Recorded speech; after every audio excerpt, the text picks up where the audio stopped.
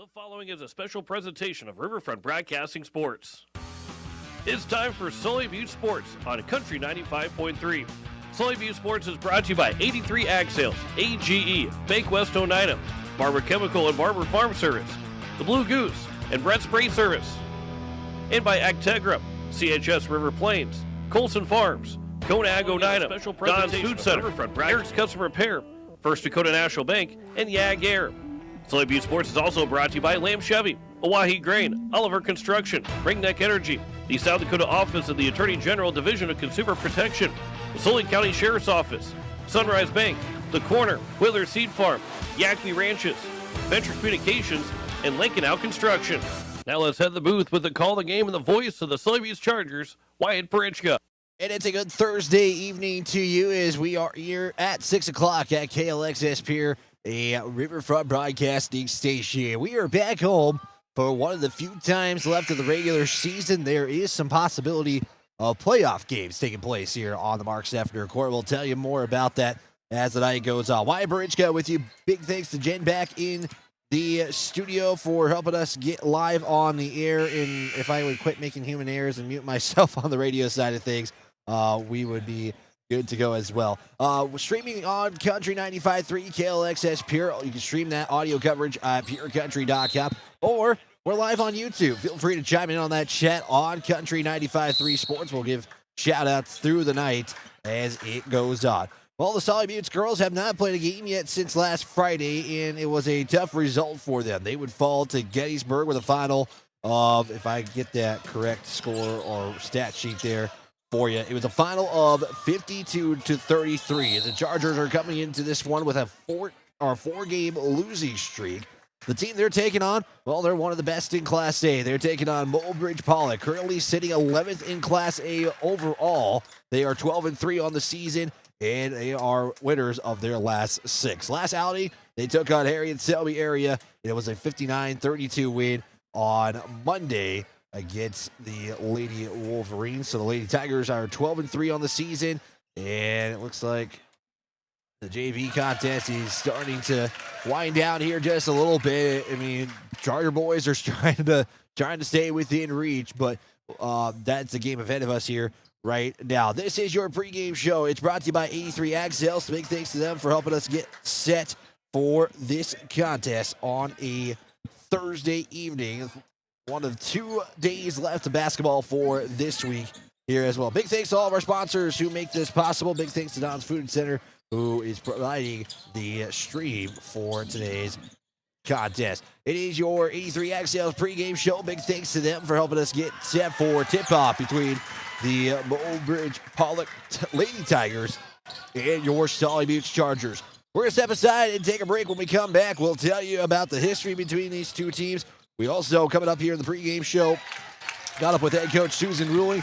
We'll also take a look at some games going on around the state and also some other things going on. We'll step aside. We'll be back in 90 seconds here on Country 95.3 as we'll continue your 83 Ag Sales pregame show next here on the Riverfront Broadcasting Sports Network. Before or after the game, get together with friends at the Blue Goose in Oneida. The Blue Goose has a relaxing atmosphere, and it's a great place to talk about the game. Not only that, but you can see info and pictures of past teams and players. It's history with the focus on the future. Be sure to kick back with friends and co-workers at the one spot that has it all. The Blue Goose in downtown Oneida. Proud to be a supporter of Sully Butte Sports. At 83 Ag Sales, we specialize in precision planting to help you create a growing environment that will maximize your efficiency and crop yields. We're committed to helping you improve your planting and production with the best technology available. Located in Oneida, 83 Ag Sales, here to make the most of your growing season. Call us at 605-222-5385. We can help you choose the right components for your equipment and your operation. AGE Corporation's contractors and crane service are proud supporters of Sully Butte Sports. For almost 60 years, AGE has been building South Dakota. For all your site work, construction, and crane work needs this season, AGE is here to help. Give them a call, AGE Corporation and Crane Service, 223-2732. That number again, 223-2732. AGE, proud to support local sports.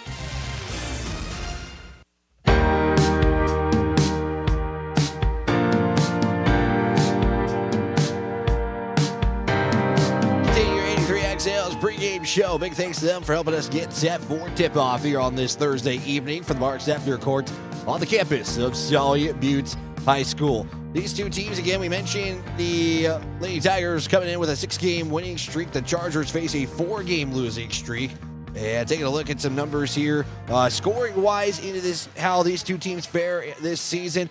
The Lady Tigers score about 60 points per game. They give up about 37 points per game, so a 23-point margin for them per win on the season. Chargers coming in, they score about 32 points per contest. They surrender about 50 on the season per game this year. Recent games for these two teams. We'll start with the visitors of Mobridge-Pollock.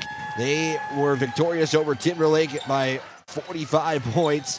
That was a while ago. I should go from the most recent to the furthest, I should say. Harriet Selby was a 27-point victory, 59-32. Lyman, they would fall to the Raiders at 62-59. It was a 49-43 victory over Miller, one of the other top teams in Class A. Timberlake was a 45-point victory at 58-13. Chargers' last 5, well, we'll start with their last contest. Again, we mentioned the Gettysburg loss. That was a loss, of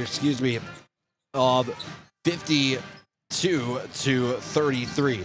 They would defeat Stanley County 48-32, and we mentioned again that 4-game losing streak as well. But that is the Chargers' recent contest. It's not as updated on score feed as it normally is for the other games going on. But we'll try to provide more as the day goes, or this pregame show goes on. We'll take a 60-second break. When we come back, we will take a look at the history between these two teams. Also coming up, we'll take a look at where everything stands between these two squads in the standings and their classification and other games going on around the state. You're tuned in to the 83 Ag Sales pregame show as we preview to Mobridge-Pollock and the Sully Beach Chargers. That's next here on Country 95.3. We're back in 60 seconds.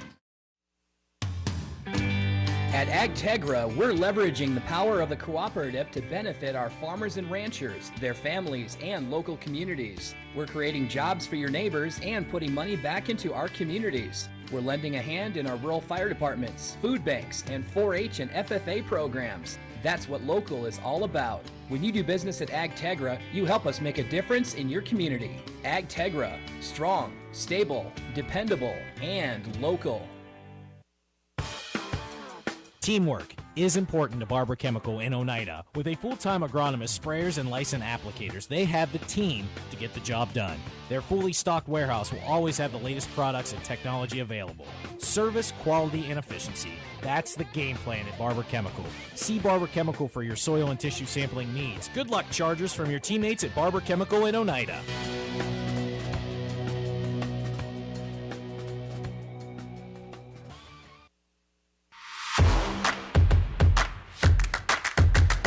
Sully Beach Charger girls are back home as they take on the Lady Tigers from Mobridge-Pollock here on the Country 95.3, online at Country 95.3 Sports. It'll be the 16th meeting between these two teams since 2011. Lady Tigers have won the last 2 meetings. However, it's the Chargers who lead the series against Mobridge-Pollock at 12 wins in 5 losses. Lady Tigers' last meeting would win in a win of a 61-34 final. Chargers, though, you have to go back to 2023 when they won their last contest against the Lady Tigers from Mobridge-Pollock. That was a final of 48-44. So that is your history between these two teams here coming into this one. Again, 16th meeting. Lady Tigers victorious in the last 2, and Sully Buttes are looking to snap a 2-game losing streak. Their 2-game losing streak against Mobridge-Pollock, but also trying to snap a 4-game losing streak here in the latest stretch of games here from the season. I just want to confirm it is Sully Buttes who lead this series here because the records weren't showing. But again, feel free to chime in on that chat. Appreciate you tuning in, however you may be tuning in here tonight. And I know we've had some technical difficulties, but at least the home games are for sure. And I promise that I have kept looking, and I'm still going to make sure we're good to go for Saturday.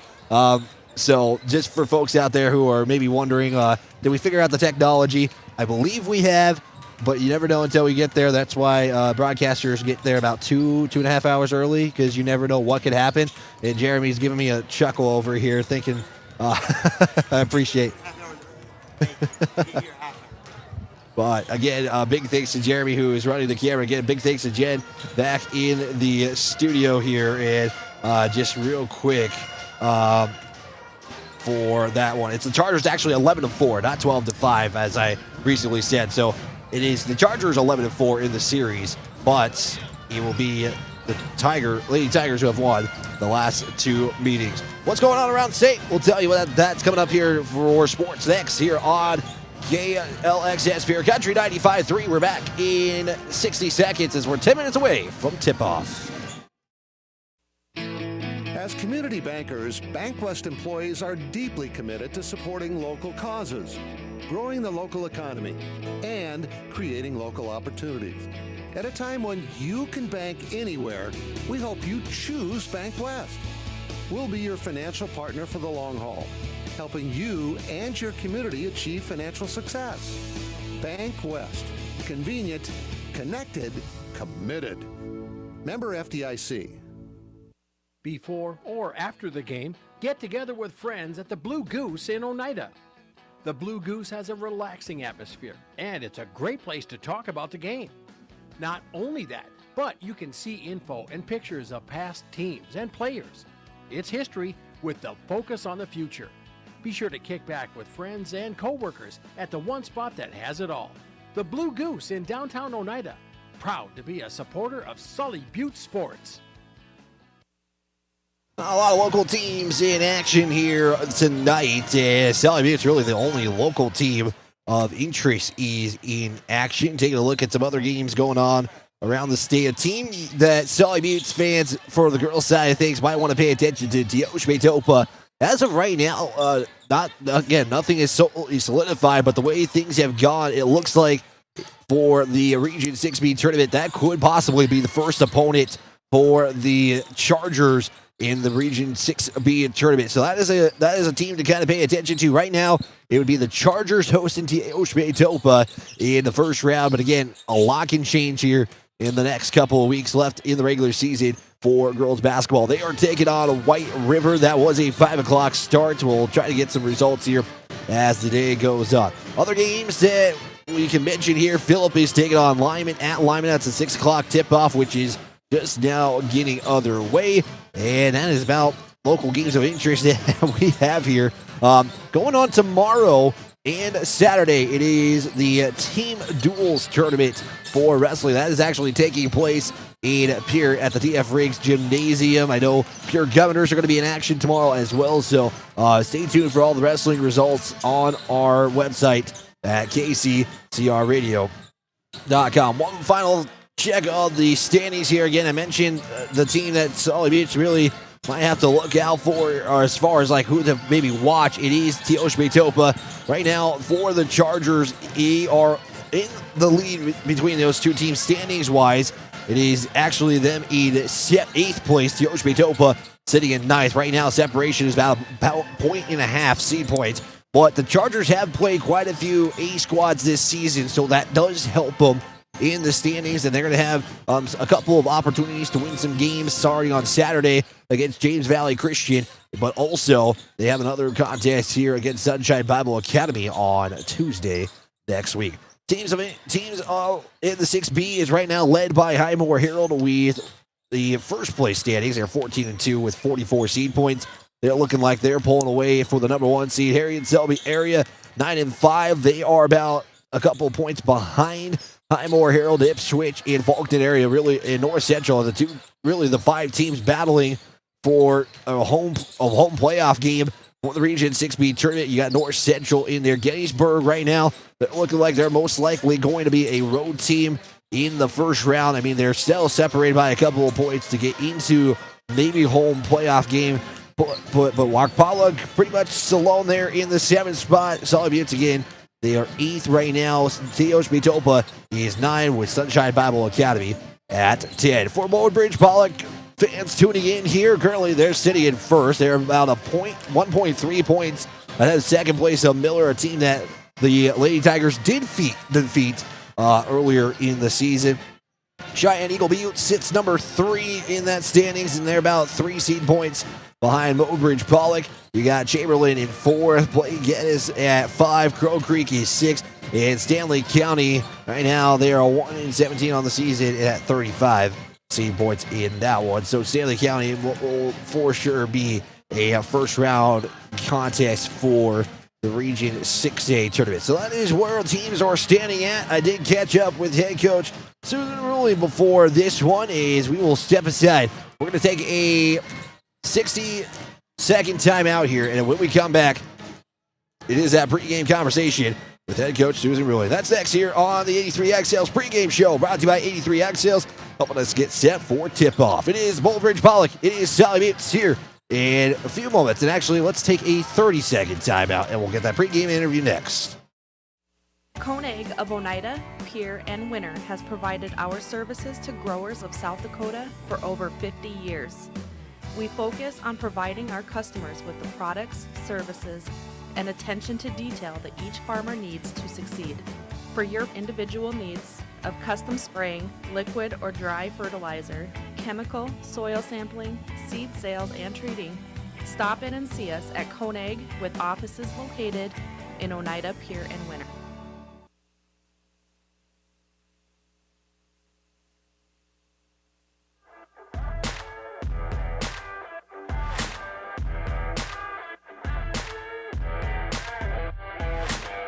It's head coach Susan Rulin here of the Sully Butte girls basketball team. And coach, first off, you guys had some time off and just kind of maybe reflect Gettysburg a little bit in that tough contest. Yeah, I mean, I thought the girls played well except for, we cut down on our turnovers, but we just couldn't make our layups, and, that kind of took us out of the game there. We played great defense, and, we knew it was going to be run and gun. They like to run and gun, and we just needed to get back on defense a little bit better, and we missed a lot of opportunities of scoring.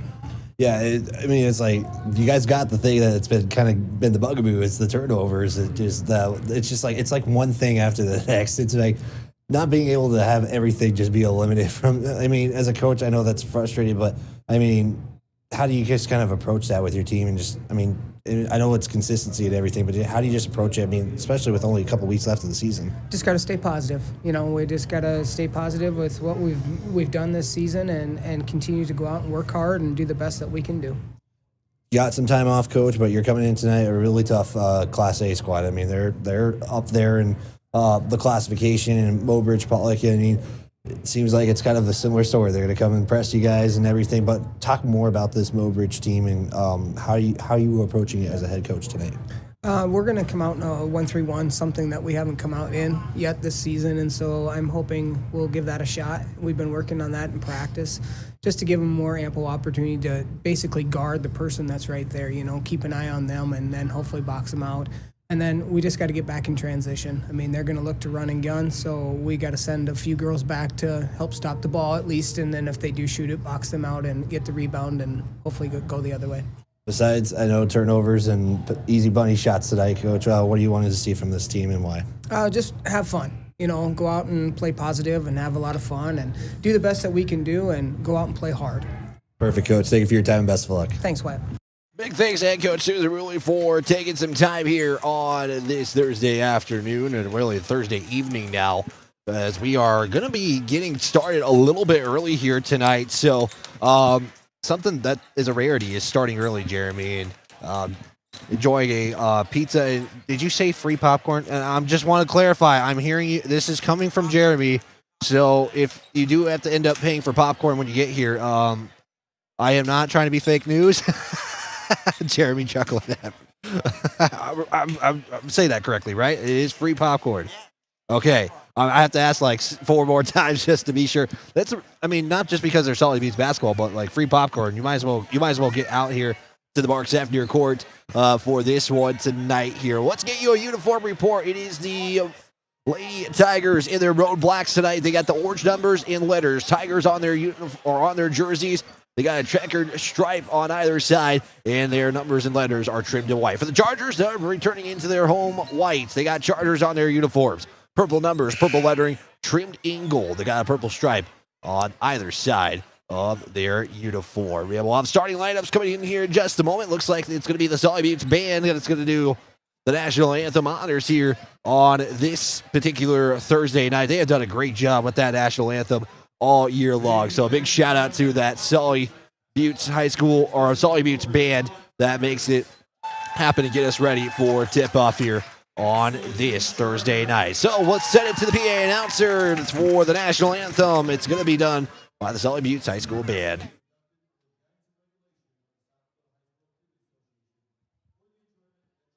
Of high school students. Good sportsmanship is essential for the success of these programs. Please enjoy the games tonight and support your team in a positive manner. Parents, with multiple activities taking place tonight, we ask that you please keep your young children seated with you in the bleachers during the game for their safety and the viewing enjoyment of others. All spectators are asked to please use your trash cans located in each aisle. At halftime of the girls' varsity game, the Little Chargers cheerleaders will be performing. Parents, please send your cheerleaders to their spot at the end of the first quarter. At halftime of the boys' game tonight, we will conduct the boys' basketball team half-court shot contest. We will draw the winner for the half-court shot at the end of the first quarter of the boys' game. Tonight's pot is $1,025. At the end of the third quarter of the last game tonight, the senior class will draw the winner of the 50-50. Now we ask that you please keep in mind the men and women of our armed forces as they stand guard around the world as we pay honor to America with the playing of our national anthem performed by the Sully Buttes Pep Band under the direction of Mrs. Erica Paxton. You're reminded that proper respect is remove cover, stand at attention, and place your right hand over your heart. Veterans and out-of-uniform active duty personnel may salute the flag.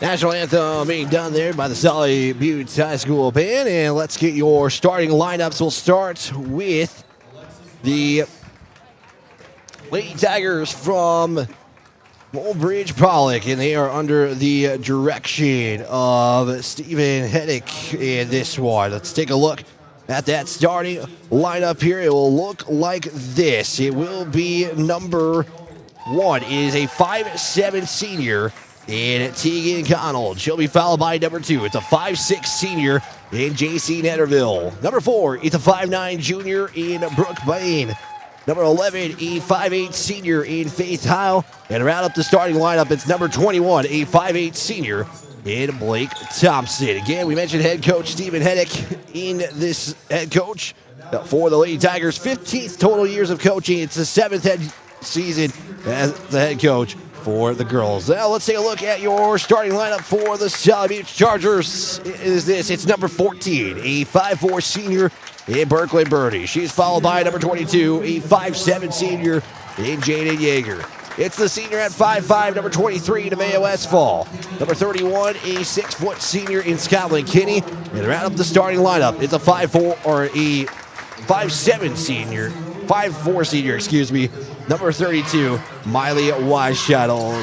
Susan Ruling, head coach for the girls, assisted by Connor Decker. Chargers are going to go from left to right. It is Mobridge-Pollock going from right to left here. Scotland Kinney will be in the center circle. Will take on for Mobridge-Pollock, Brooke Bain.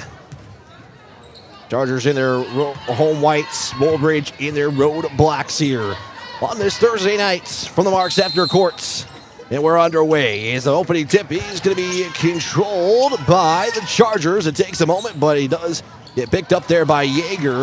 And Yeager long pass there to Weishottle, but Weishottle will bring it over the midcourt stripe. Already 5 seconds off the shot clock gone by. Bernie will fire a triple and gets the game going with the first 3 and the first points. And Sully Buttes takes a quick 3-0 advantage here on your Ringneck Energy and Venture Communications scoreboard. Mobridge-Pollock going to be a fast team here. Chargers do like to play slow, so we'll see what pace will be the advantage here tonight. Chargers going in a 1-3-1 defense. First time we're seeing that this season, and a triple is answered by the Tigers in courtesy of Blake Thompson, and we're tied at 3 apiece. Out of bounds will stay at Chargers basketball with 7:18 left to go. As again, the thing that is hurt the Chargers is that full court press and the turnovers, and turnovers have been, they did do better as Bernie was looking for Westfall, gets deflected out of bounds, but the Gettysburg game, they did drop the turnovers, just the bunnies weren't going in, so they're just trying to get that all here on this go-around. Kenny trying to dribble over the midcourt stripe, does, she'll give it off to Bernie, she'll look for a skip pass over to Yeager off the glass and doesn't go in. That's a one and done for Sully Buttes. Quickly on the other end, he's Mobridge-Pollock out of bounds. It'll be a turnover by the Lady Tigers. And that will give possession back to the Chargers. Mobridge-Pollock going a little too fast to start this one maybe for themselves. Kenny looks, will throw a pass, and they're going to say a travel, and I'll turn the basketball over right back to the Lady Tigers. 6:56 to go. We're tied at 3s on your Ringneck Energy Adventure Communications scoreboard. Inbound to Ederville. Now they'll swing it around the iron. Thompson fires another 3. Hits the back iron. Rebound there by Kinney. Quickly on the other end, Bernie will back up there. Had Weishottle underneath, but can't see it. Yeager, though, will fire a 3. Leaves that one short, and Weishottle trying to get the rebound. And that's going to be going right back to Mobridge-Pollock.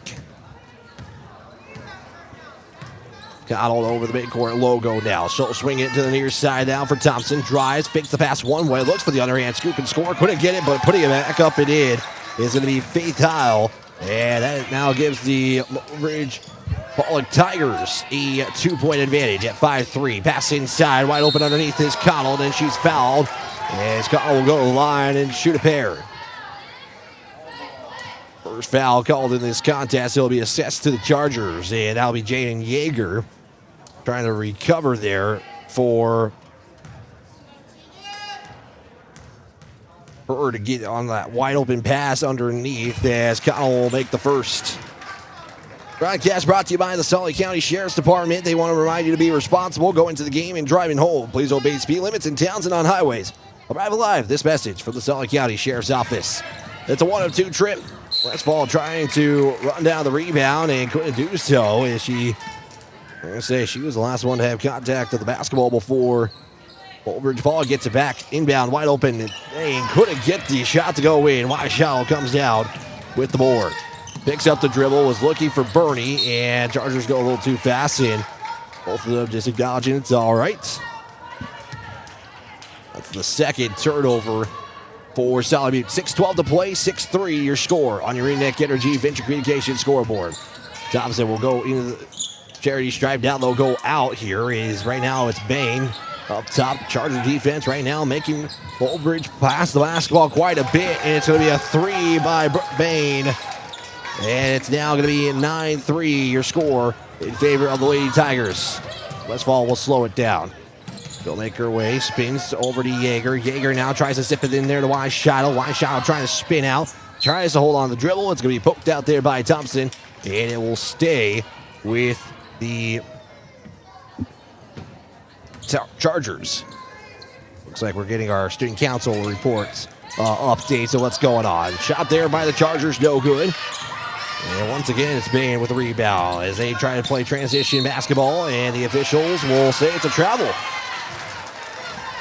Coach Ruin liking the start here from that 1-3-1 defense. 5:34 to play here in the opening quarter.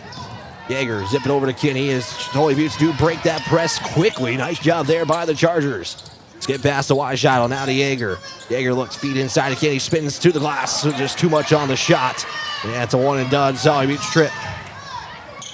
Mobridge picking up the pace. Thompson in the paint. Now kick out, swing it over now to the near side of Heil.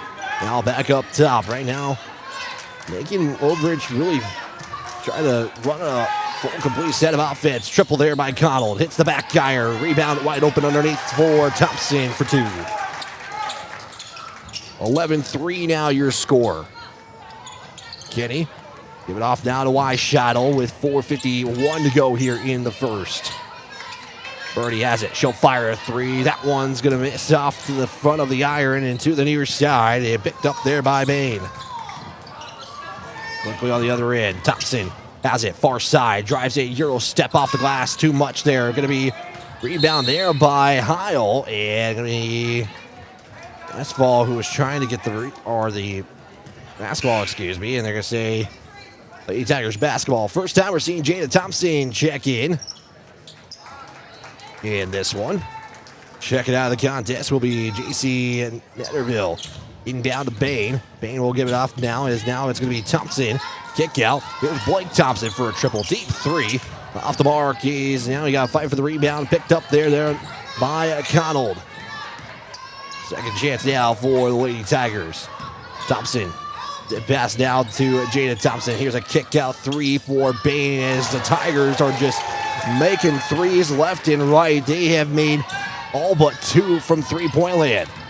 Westfall lobbing over now to Yeager over the timeline. Looks for Weishottle. Does. Weishottle on the baseline. Looks to kick out to Bernie and got the pass out late and it'll turn it over. Thompson. Bounce pass once to Connell. Kick out now. They'll swing it around the arc. Blake Thompson will fire another 3. That one's good. Blake Thompson with her third 3 of the night already, or her second 3 of the night. She's already got a quick 8 points. Mobridge will knock it out of bounds. It'll stay Chargers basketball as Allie Bueller will check in for the first time for Weishottle. 3:37 to play. It is 17-3. Lady Tiger advantage.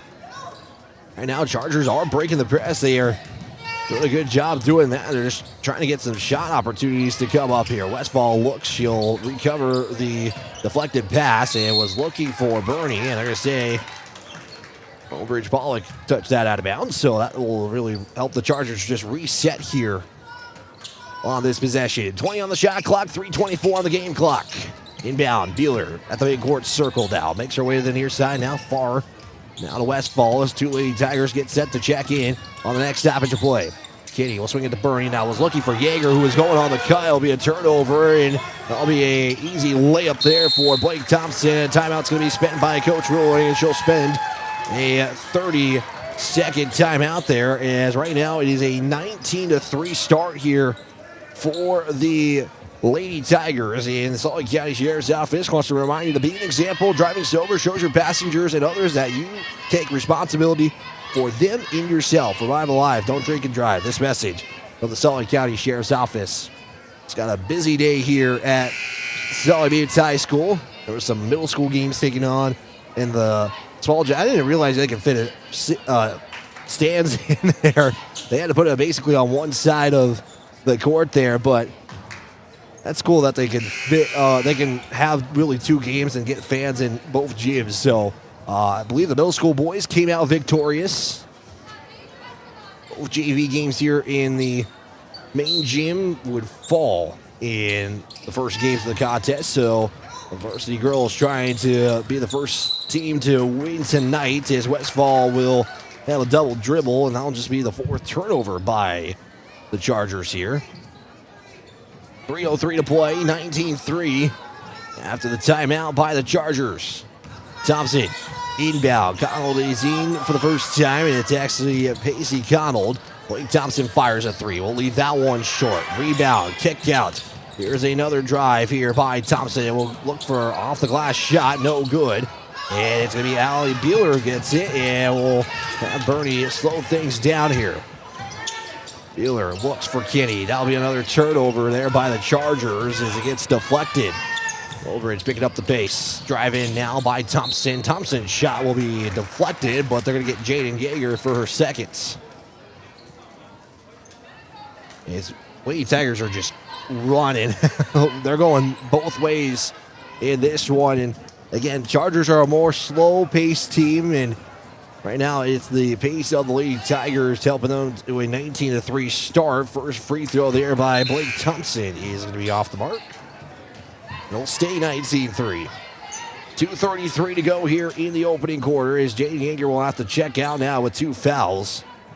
Already in the early going, it's the only 2 fouls here in this one. Thompson to go 1 and 2, does. 2:33 to play. Full court press once again. Kinney passes out to Ellie Nelson, who is in for the first time. Weishaupt back in. She'll fire a shot. Overshoots that one, but rebound picked up there by Nelson. So a second chance, but the Tigers will get it back after a turnover. Thompson looks here, the kick out now to Bay. Now we'll swing it around the arc on the far side. Blake Thompson, 3 good. Well, to see how many shots she's missed so far in this one is Mobridge-Pollock gets it right back. Kick out now to Thompson, swinging down to the near side. Netterville triple is also good. And that is a quick 6 points by the Lady Tigers. And right now, the Chargers just trying to get a shot off here. They've only taken 7 shots to 16 for the Lady Tigers here in the early going. Is making some more changes to the lineup here. As Berkeley and Bernie will check you out. Westfall is back in. More changes for the Lady Tigers here as well. Bueller swinging down to Weishaupt. She'll fire a 3. That one's going to be off to the front of the iron, and it's going to be 1 and done once again for the Chargers. Quickly on the other end, after the missed 3, is the Lady Tigers. Now up top there for Tegan Connell. Connell will make her way to the top. Now swing it to Bade. A couple dribbles. Now give it off there to Netterville. So just swinging around the 3-point arc right now. Inside the paint now for the first time on this possession is Connell trying to rip it away, and we're going to get a 3 in the key call. Going to be against the Lady Tigers, so that will give the Chargers back the basketball. Final 77 seconds here of the opening quarter. Westfall inbound. Nelson trying to get that trap right already on the baseline. Avery Smith is also in for the first time tonight. She'll just hand it off there to Bueller. Bueller makes her way to the near side, and that'll be a backcourt violation as Westfall couldn't control the handle when she was trying to get the handoff there, and so Mobridge will get it back with 1:05 to play. 1:05 to play, 26-3, Lady Tiger advantage. Connell has it. Quickly now goes into the paint for Connell. Now a kick out. They'll swing it around the arc once again. Chargers trying to hold on to that 1-3-1 defense. Triple here by JC Netterville is good. Last 3 shots from 3-point land, and it's 29-3. Once again, the full court pressure is activated by the Lady Tigers. Chargers, though, do beat the press. Kinney swinging over to Westfall. Westfall now in the paint, throws it up there, couldn't get the shot to go. It's Kinney who will throw it up high off the glass and get it to go down. As the Chargers finally break that run of the Lady Tigers that they were currently on. And right now, 22 seconds left to go. Mobridge-Pollock is going to hit it off the back iron. No good. Ellie Nelson rebound. So Sully Charger can hold for the final shot, but it's poked away and taken away after a foul there by Ellie Nelson as Connell got the steal. And that'll be team foul number 3. It's now the Lady Tigers who can hold it for the final shot again. So Ellie Nelson picks up her first, team's third for the Chargers. The Lady Tigers not surrendering a foul yet here. Here's a 3 here by Rath. That's no good. Connell gets the rebound with time expired, and that's going to be off the mark. And a couple of chances for the Lady Tigers. They don't come up with points at the end of the first. We play 1 quarter. It is 29-5 in favor of the Lady Tigers. We'll step aside. We're back in 60 seconds here on Country 95.3 KLXS Pier. Hometown shopping at its best. Don's Food Center has what you want and where you need it most. Right in Oneida. Enjoy a great selection of groceries, fresh meat and produce, friendly service, and more. Get all your snacks for the big game at Don's Food Center. Don's Food Center is a proud supporter of Sully Buttes Athletics and wish the Chargers good luck in today's game. Don's Food Center, where parking is convenient, shopping is easy, and your time is priority. AGE Corporation's contractors and crane service are proud supporters of Sully Butte Sports. For almost 60 years, AGE has been building South Dakota. For all your site work, construction, and crane work needs this season, AGE is here to help. Give them a call. AGE Corporation and Crane Service, 223-2732. That number again, 223-2732. AGE, proud to support local sports.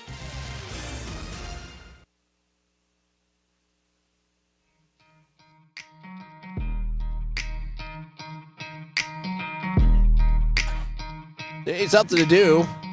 Free popcorn here at the Mark Sefner Court on this Thursday night. But Chargers, though, trying to get a big second quarter after the Lady Tigers started off with a big run, giving them a 29-5 advantage here after one quarter of play. Second quarter action on the way is a drive here by Bain. Now kick it out there to Connell. Connell zipping inside for Blake Thompson, who goes for the reverse layup, as she has got already 16 on the night, featuring 3 threes from the field. Birdie will lose it, picked up and poked away there by Connell. Connell will pass it off there to Netterville, who was just waiting for the pass, and it's good. Westfall now over the midcourt stripe. She'll make her way to the near side. Connell was trying to go for another steal, and she'll pick up the foul. That'll be the first team foul by the Lady Tigers here tonight. 7:22 to play. Westfall inbound now to Smith. Smith will bounce pass it off to Kitty, who will just throw it up there. It's good, as she's got 4 points already here in the early going here. Triple by Connell, and she's fouled, and they're going to wave off the shot on a traveling call. So a traveling call avoids the three-pointer to go to count. And the Chargers already being quickly met there on a trap. Westfall gives it off to Nelson. Now feeds it off to Kinney. Kinney to Smith. Smith was looking to give it off there to Kinney once again on the near side. And that will be out of bounds unless deflected there by Lady Tigers. Jane Yeager going to check in on the next stoppage. She is currently playing with 2 fouls here in the early going. Westfall pump fake 3 on the drive. Splashes the defense on the dribble. Couldn't get the shot to go. Kinney trying to fight for the rebound, and she'll give it off to Nelson. 2 is up and overshot there. And it's going to be a couple of opportunities, but no points to account for Chargers. Pyle shot left short. Nelson tried to get the rebound. Then it's Skyland Kinney who will end up with the basketball for the Chargers, and it's going to be another foul on Mobridge-Pollock. Trying to get those easy poke-away turnovers, but starting to reach in there a little bit for the takeaways, and that's why they got the 2 fouls here so far. So Tavery Smith checks out, and Jaden Yeager has checked in, and again is playing with 2 fouls with 6:30 to go here in the second quarter. Yeager's shot going to be off the mark, and it's going to be brought down by Connell. Attritions in defense currently is what Coach Susan really was trying to emphasize. As the shot's no good, and Kinney will come up with the rebound. Going quick, but just can't get the shots to go in for Mobridge-Pollock in this one. In the second quarter, I should say. Kinney's shots off the mark. And it's going to be Kevitz who's in for the first time as well. Triple by Thompson on the other end is good, and she's got 19. 19 of the 36 for Blake Thompson here in the second, as Wyshottle will check in on the next stoppage. Birdie's 3 hits the back iron. And rebound going to be stashed away there by Kevitz. On the miss 3, quickly on the other end. Thompson bounce pass off to Connell for 2. 38-7 with 5:31 to go. Full timeout. We'll take one as well. We'll step aside. We're back in 30 seconds. It is Mobridge-Pollock 38, Sully Butte 7. We're back in 30 seconds on Country 95.3. Terry and Peggy Barber and family with Brett's Spray Service in Pierre, Oneida would like to wish the Sully Butte Chargers good luck with tonight's game and all season long. Call Brett's Spray Service today at 258-2743 for all your aerial application and retail chemical sales needs.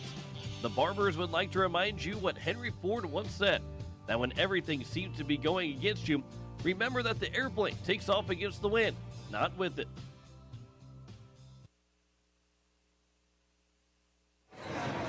.531 to go here as Coach Willie takes her second timeout. 38-7 is your score in favor of the Lady Tigers with 5:31 left to go here in the second quarter. Wyatt Barichko with you. Big thanks to Jen back in the studio helping us stay on the air on the radio side of things. Jeremy behind the camera.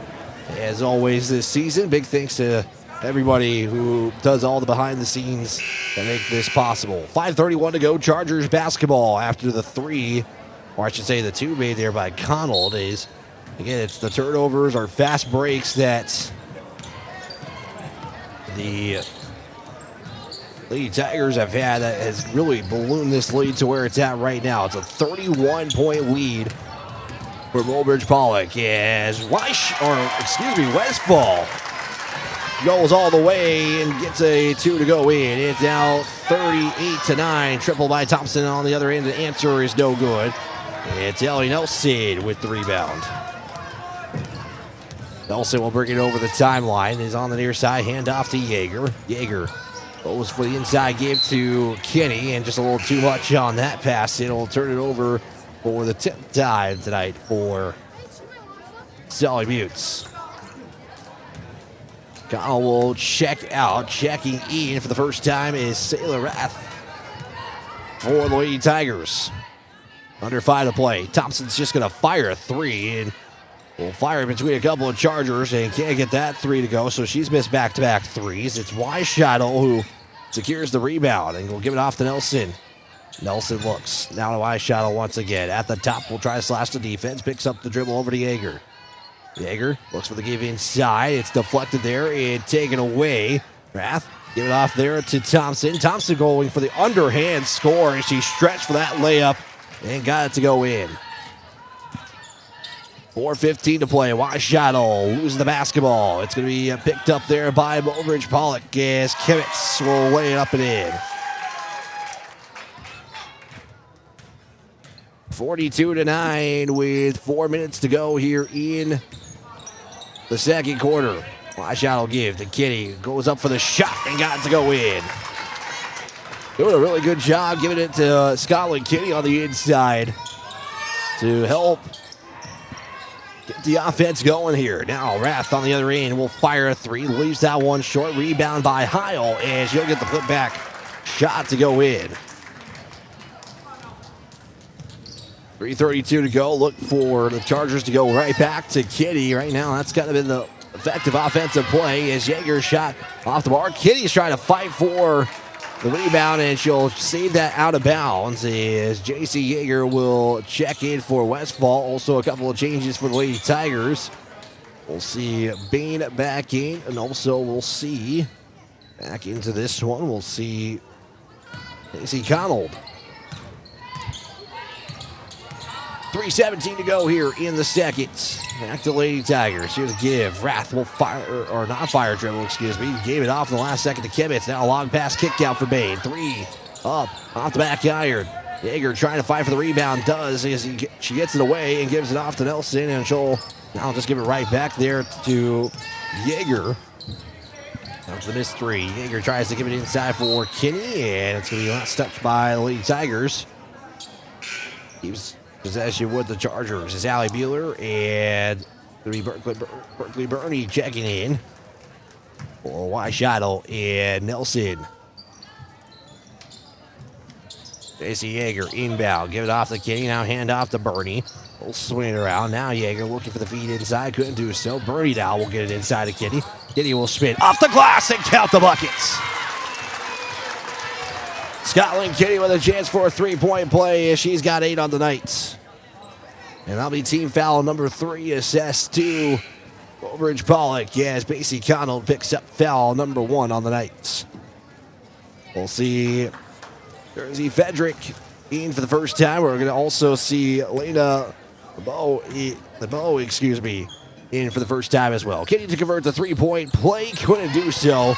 And it's going to be a missed opportunity there. Rebound, though, by Bain. And quickly on the other end, he's going to be Connell. Connell kick out at the top. LeBeau for 3. No good. And it's going to be J.C. Yeager who will secure the rebound. Once again, Mobridge-Pollock just letting the threes fly here in that first half. And Kitty gets fouled again and gets another chance at the line. Another three-point play opportunity for Scotland Kinney. And really, that's what the Chargers need to do, apparently, is just give it inside and hope you get those and ones to pay off here. As Scotland Kinney will fire the free throw. She can't get that one to go in either. It's going to be Bain on the rebound. 44-15 with 2:16 to play. Triple is up, and it's going to miss it out of bounds. And Mobridge-Pollock right now just settling for, feels like they're settling for those threes at the moment. 2:07 to play. Yeager once again to Kitty in the paint, puts up the shot and will leave it short off the left side, and looks like it got deflected there. All the Chargers showing off smiles. Coach Ruling is giving Scotland Kinney a hard time on that shot, but gotta like that the Chargers still showing some fight here, even though this game got quickly out of hand to start the first quarter. They're still playing hard. Is that shot there from Mobridge-Pollock? He's going to be with some contact, and LeBeau will go to the line and shoot a pair. They'll give the foul, and Scotland Kinney picks up her first. Team's first of the quarter with 1:55 to play. First free throw is off the mark. And we'll get one more here. Final free throw for LeBeau. Free throw, good. So 1 of 2 trip here. And Berkeley Birdie is over the big court stripe. Well, good news, Jeremy, is you can get more free popcorn after the spillage there. Yeager off the glass, no good. Rebound by Bain. Chargers are getting good shots. They just can't get them to go in at the moment. Long pass kickouts. Here's Raff. Will pass inside now and go kick it out up there to LeBeau. LeBeau up top for Bain. 3. That one's going to be left short, and the Chargers will just let it go out with 1:23 to play. Bain will check out. Tegan Connell will check back in. Westfall also going to check back in with Allie Beeler going to check out. 1:20 to play here in the second quarter here. Chargers back with it as Bernie will give it off there to Westfall. Westfall will try to get around the screen as Mobridge will switch it defensively as Westfall will just throw it off there of the defender, and it will be staying with the Chargers. Student section looks like it's a vacation theme with all of the Hawaiian shirts out there. As Yeager has it, she'll fire a long 2 and got it to go in. Jay Yeager with the bucket. We're under a minute to play here. As the Lady Tigers trying to push the pace once again. Layup's no good. Maybe Kyle gets the rebound. Now they'll swing around. It's a 3 by Rath. It's good.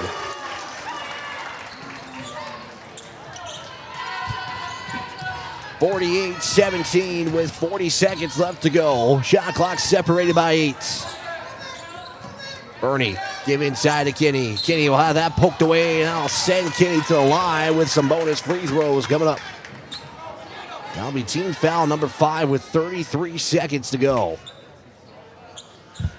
We'll give the foul off there to Cheyenne Rath, who picks up her first and team's 5th. And Scotland Kinney, the only one who's been to the line tonight. Looking for her first big free throw. Ellie Nelson will check in after the first free throw. Kinney fires and will hit that off the back iron, and will still be seeking that first made free throw. Jay Yeager will check out. Again, Ellie Nelson going to check in. And again, Yeager playing with 2 fouls, so probably just trying to avoid that 3rd foul as coach ruling. And King will make the first free throw of the night for the Chargers, and it makes it now 48-18. Shot clock turned off with 30 seconds to play. Connell directing traffic, makes her way to the near side wing. Now swinging up top there for Fedrick. Kick out. Raff. Now back up top. It's Connell. Has it. 17 seconds to play. Chargers still holding on to that 1-3-1 defense. The Tigers just continuing to swing it around. LeBeau to Connell. Connell with 7. 3 is up. It's no good. J.C. Yeager gets the rebound. Now Ellie Nelson with 1 second. And that'll do it. So if we played a 1 half of basketball. And the Chargers right now face a 48-18 deficit. So we'll take a 2-minute break. Recap the first half here and get you some what's going on around the Sully Buttes High School. Chargers trailing 48-18. We're back here for first half numbers next after this 2-minute timeout. When connection matters, it's not just about speed, it's about people.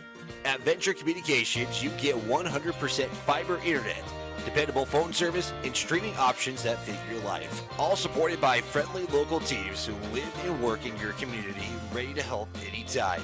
From everyday moments to the ones that matter most, Venture is here to keep you connected. Call 605-852-2224 or visit venturecom.net. Building new, remodeling a little or a lot, or replacing the old with the new, Oliver Construction in Oneida is reliable, honest, and affordable in helping you make your house the home you've always dreamed of. Large or small, inside or out, give Oliver Construction a call at 295-2289 for all of your home construction and remodeling needs. Oliver Construction, 295-2289. Score big on your next vehicle purchase with Lamb Motor Company in Oneida and Gettysburg, Lamb Chevrolet and Implement in Oneida, and Lamb Auto Sales in Pierre. Check out their large selection of new and pre-owned cars, trucks, and SUVs at any one of their locations, or go online to lambmotor.com. That's LAMBMOTOR.com. Or give them a call today at 800-952-2222. Lamb Motor Company of Oneida and Gettysburg, Lamb Chevrolet and Implement in Oneida, and Lamb Auto Sales in Pierre. Whitner Seed Farm, already known for high-quality certified seed wheat, and now they're your Beck Hybrids dealer. Jesse and Sherry Whitler and family are proud supporters of students and athletes of Sully Buttes and wish them all the best this season. Whitner Seed Farm is the industry leader in variety, selection, seed treatments, and their loading is second to none. Visit whitlerseedfarm.com or give Jesse a call at 605-280-0152. Your source for seed for every acre. Located in Agar and Oneida, Whitler Seed Farm, 605-280-0152.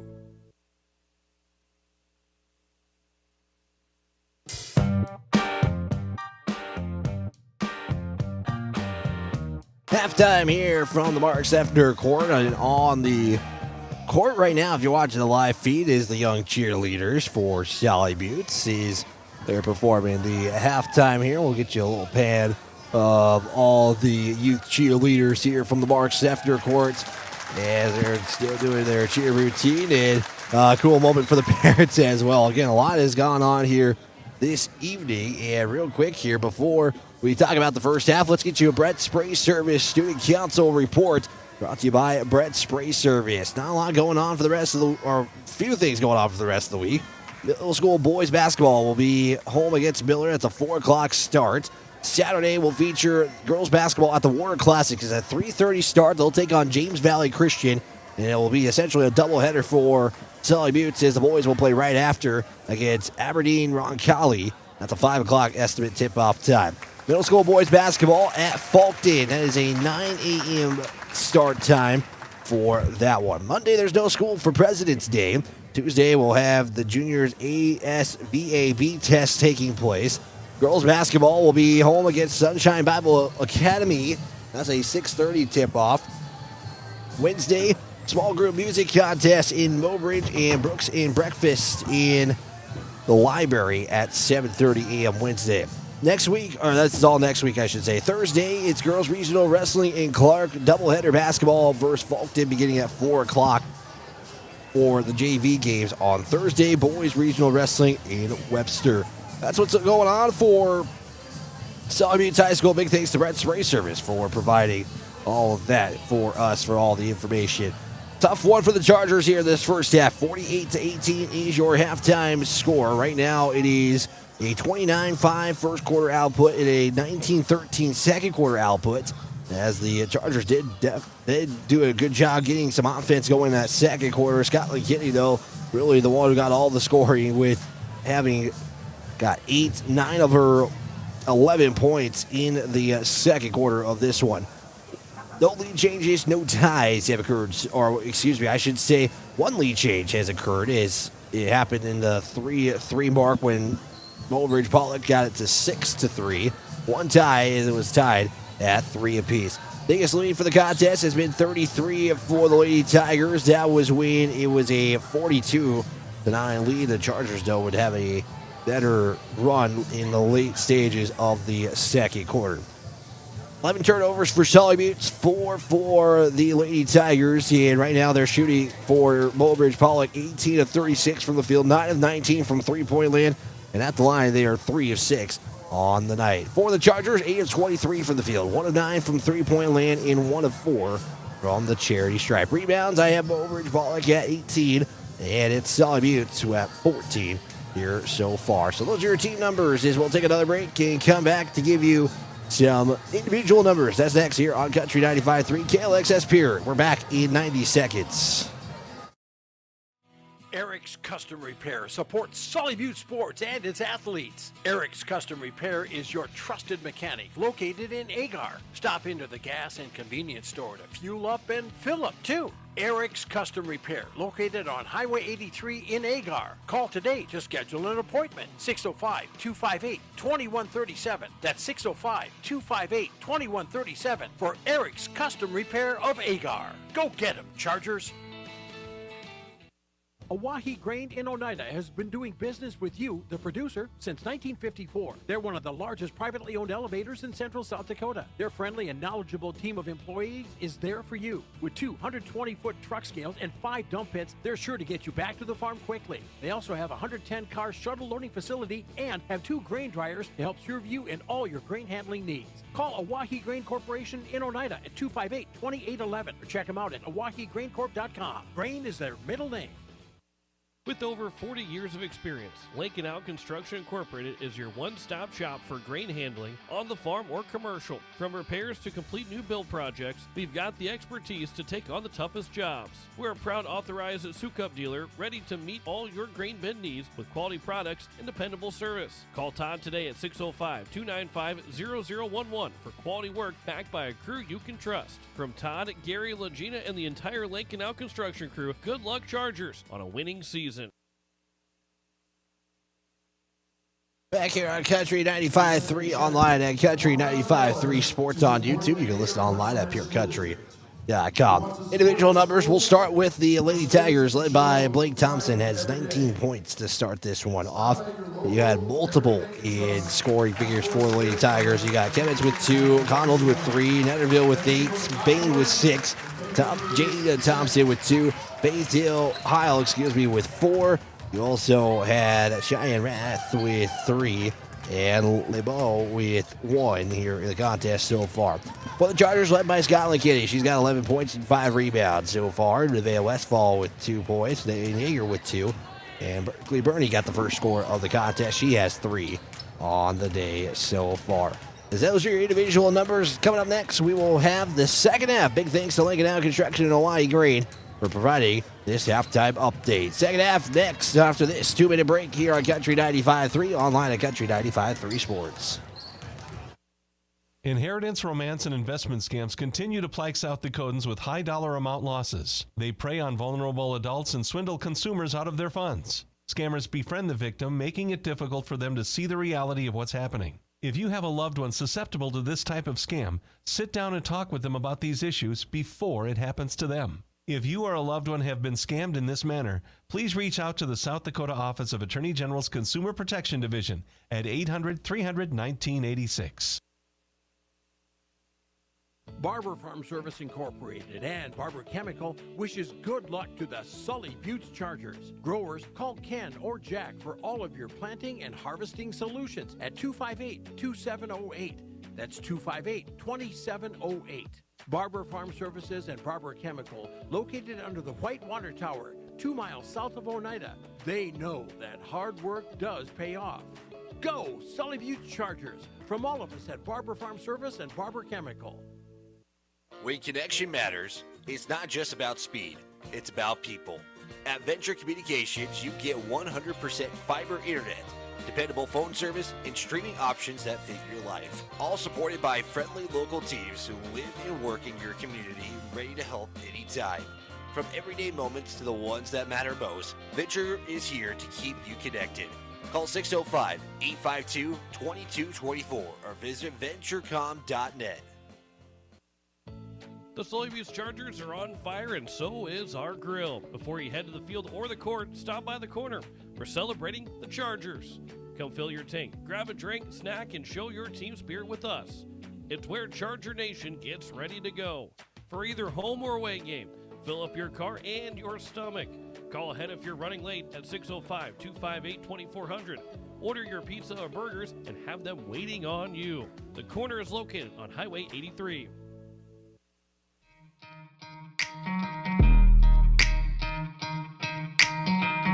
Set for second half here for the Marks Scepter Court. The Chargers face a 30-point deficit as the running clock will now be in effect here for the second half. The Chargers will flip ways with the Lady Tigers. Chargers will go from right to left. Mobridge-Pollock from left to right. Lady Tigers in their road blocks. Chargers in their home whites as we're moments away from the second half getting underway here. In this one again, we'll be back on the air on Saturday in Warner. It's the Warner Classic.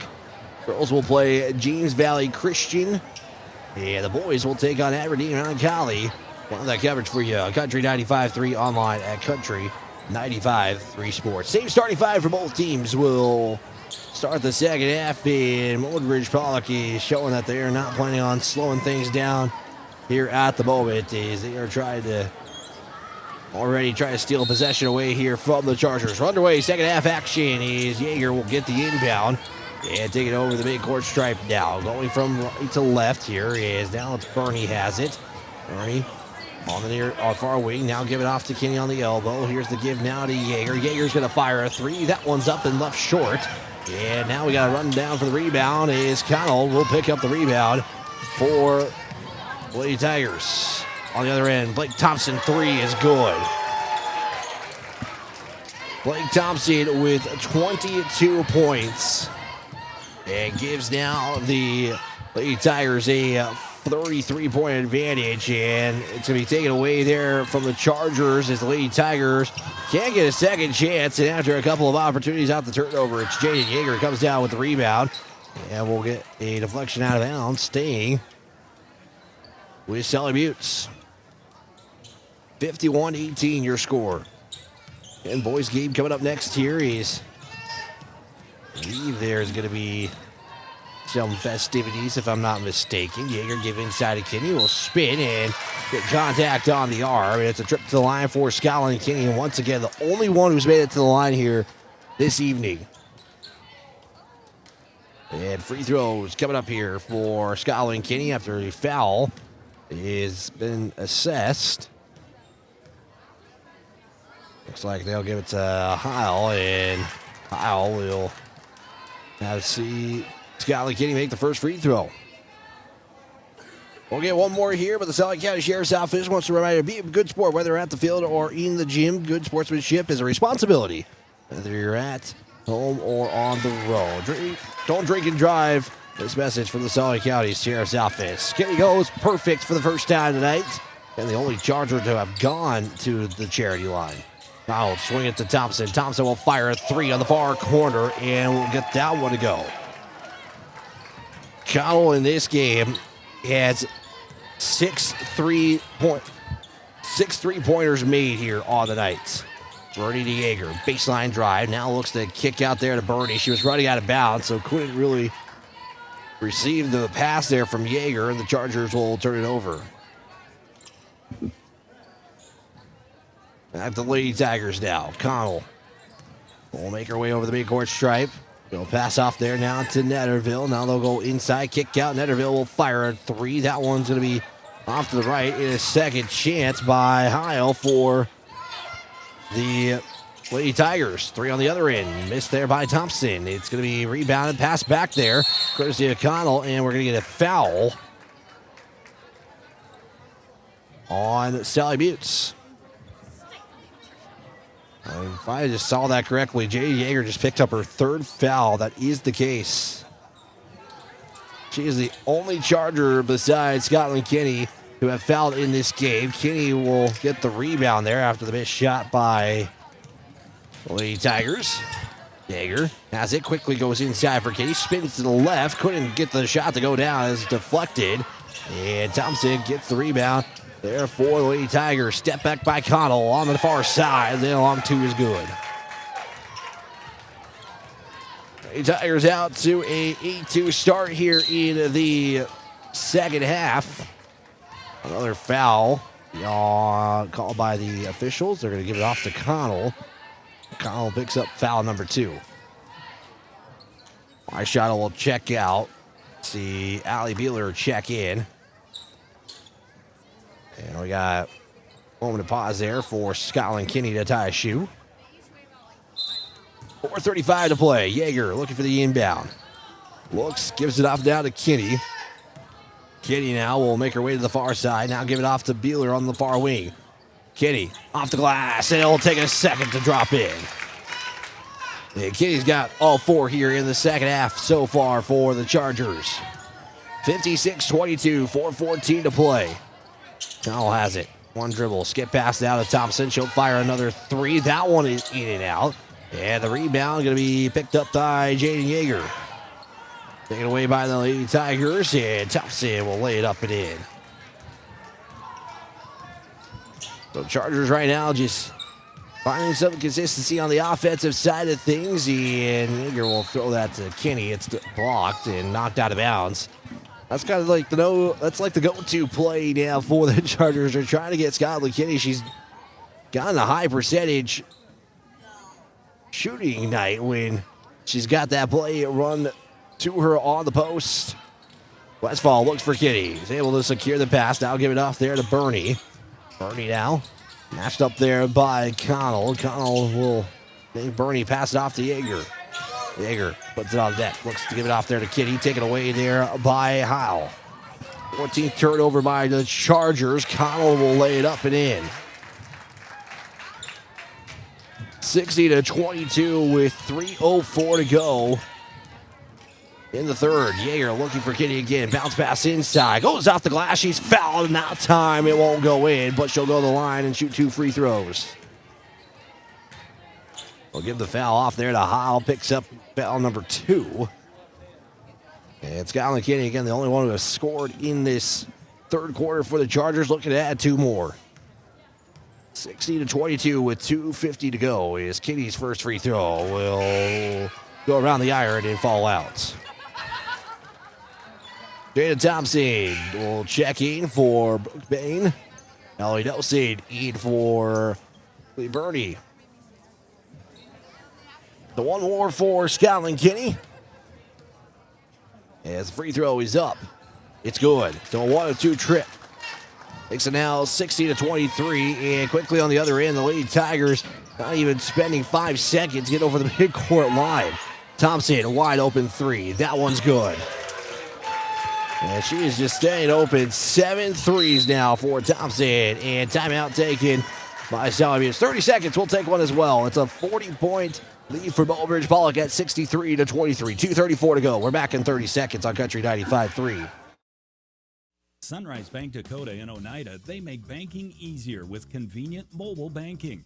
Enjoy on-the-go, secure access to your account balances, recent account activity, and check images, as well as the ability to transfer funds and make mobile deposits. Visit mysunrisebank.com today or download the mobile banking app. Sunrise Bank Dakota is a proud sponsor of Sully Buttes athletics and activities and wish the Chargers good luck in today's game. Sunrise Bank Dakota in Oneida, member FDIC.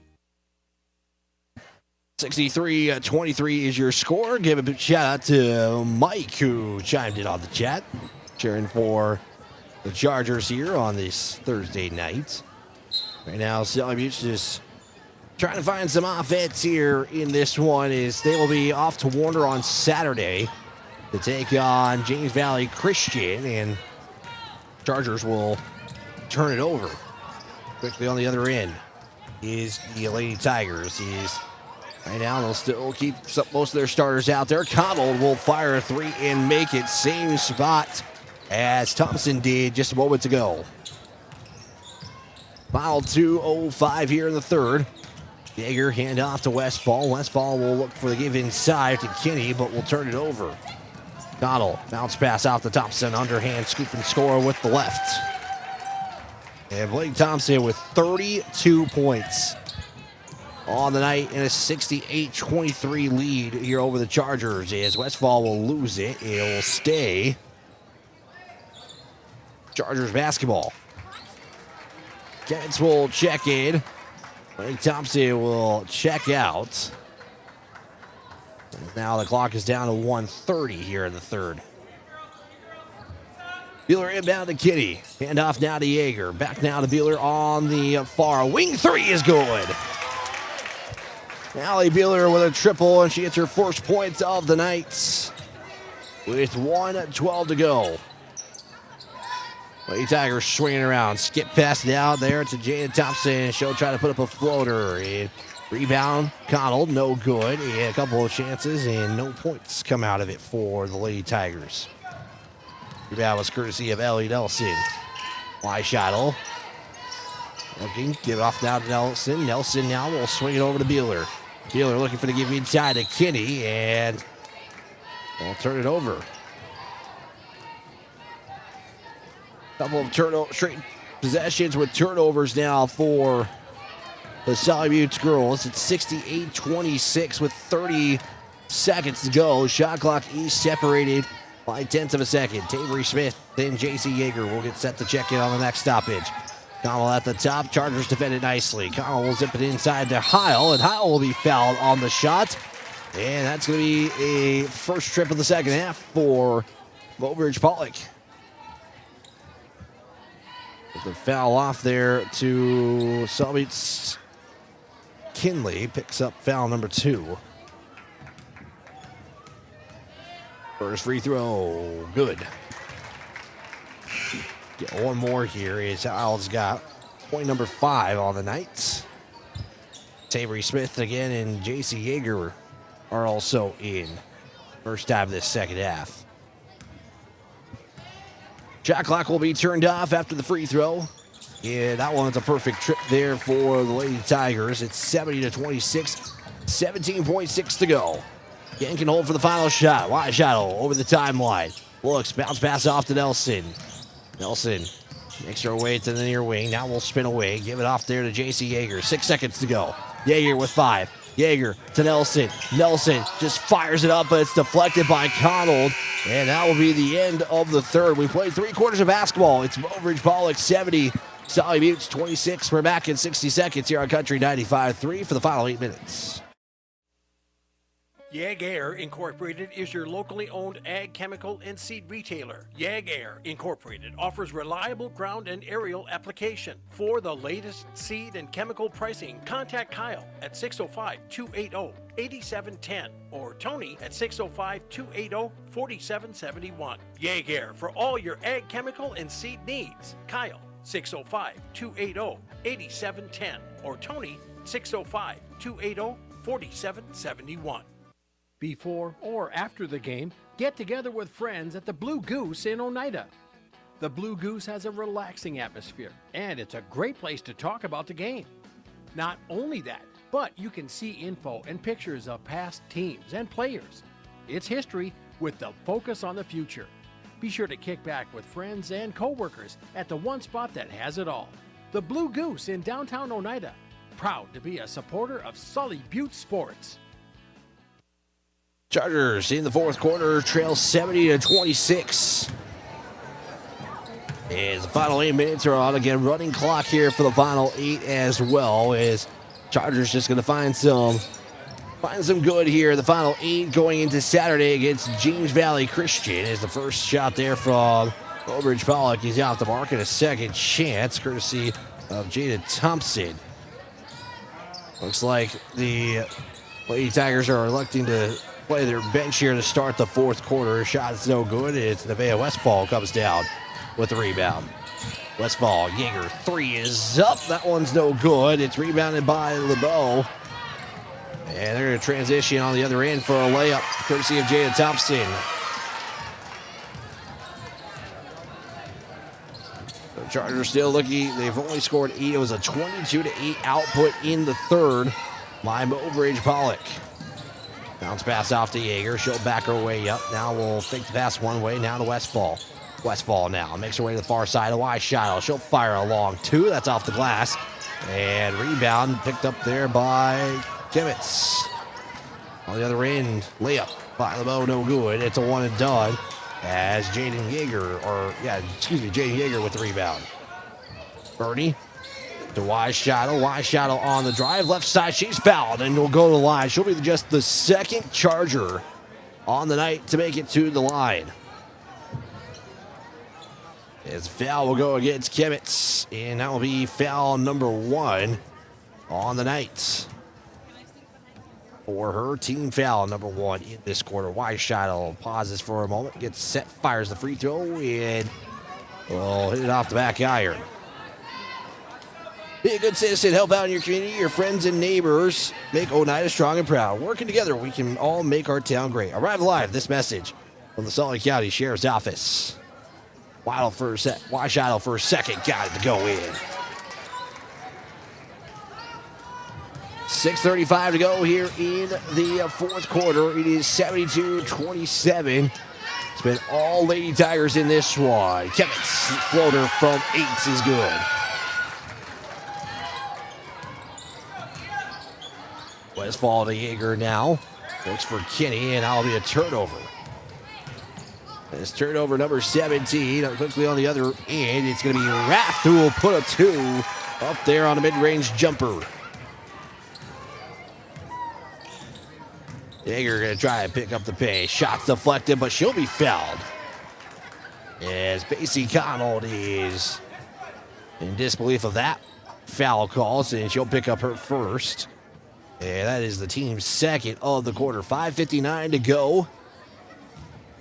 As Weishottle just came back to the spot. Yeager's got 2 free throws coming up, and it's actually her third of the night, I should say. As Yeager will miss the first, and we got one more. 76-27 with one final free throw, under 6 to play here in the fourth. And Sully Buttes again will be on the road in Warner on Friday. No good on the free throw. Weishottle got the rebound, but couldn't get the shot to go in. It's going to go right back to Mobridge-Pollock, courtesy of Jane Thompson rebound. 3, Rath up, good. Really took her time to get that shot up, but it's good. And that is a 3 there, and it makes it now 79-27. Yeager to Westfall. Westfall on the drive. Layup is up and good. Nevaeh Westfall with her second bucket of the night. She's got 4. 5:25 to go. And another 3 here by Mobridge-Pollock. That's going to be off the mark. Weishottle rebound. That's the first missed 3 of the quarter for the Lady Tigers. Yeager skip pass over to Bernie. Bernie now will create some separation. Now swing it to Westfall. Pump fake. Looking to drive. Loses it. And that's going to stay Sully Buttes basketball. Ellie Nelson will check in for the Lady Tigers. It's Shayla Rath and also will be Jersey Fedrick. And Jane Thompson will check out here. Westfall Inbound to Kitty, and now we'll swing it to Nelson. Nelson will swing it back to Westfall. That's going to be almost taken away there by LeBeau, but Ellie Nelson saves the possession. Wash idle to Kitty's two, no good. Good looking opportunity there. It's picked up by Connell. And on the other end, it's going to be a foul and some free throws coming up here with 4:23 to go on the other end. Now going to be on Nevaeh Westfall. Picks up foul number 1 on the night. Team foul number 1 as well for the Chargers in this fourth quarter. Free throw is up, and it's good. Shayla Rath is at the line.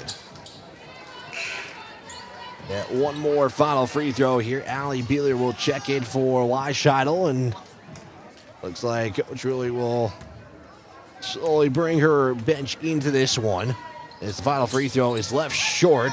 Rebound courtesy of Westfall, who will run down the rebound. Westfall on the drive, puts up the shot, leaves it short. Kinney rebound, handoff over to Yeager. 3 is up. That one overshot. Nelson picks up the rebound, though. And a second chance again for the Chargers. Shot is left short, and looks like Nelson is slow to get up, and hopefully she is all right here as Coach Rulli will check in on Ellie Nelson with 4 minutes to go. And we'll step aside. We'll take a 60-second break, give you an update here in just a moment. Is right now your score, Mobridge-Pollock 80, Sully Buttes 29. We'll check and see how Ellie Nelson's doing on the other side. At 83 Ag Sales, we specialize in precision planting to help you create a growing environment that will maximize your efficiency and crop yields. We're committed to helping you improve your planting and production with the best technology available. Located in Oneida, 83 Ag Sales, here to make the most of your growing season. Call us at 605-222-5385. We can help you choose the right components for your equipment and your operation.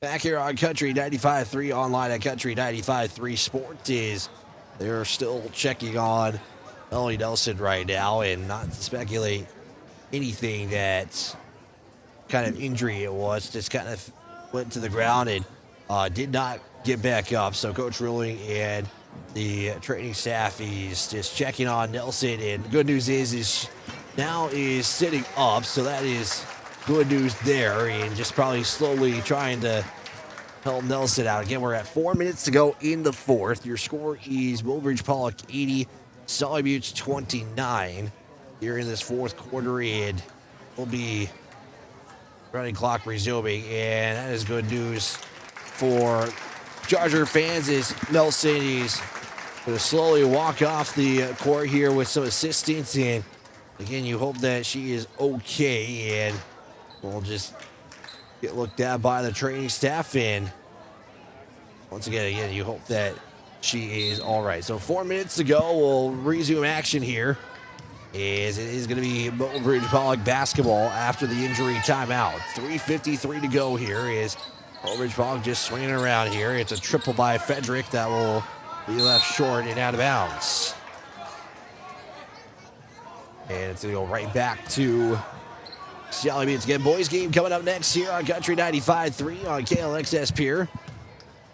As that will conclude our standalone doubleheader at home for the week. We'll have a doubleheader on Saturday against Warner. Give inside to Kinney.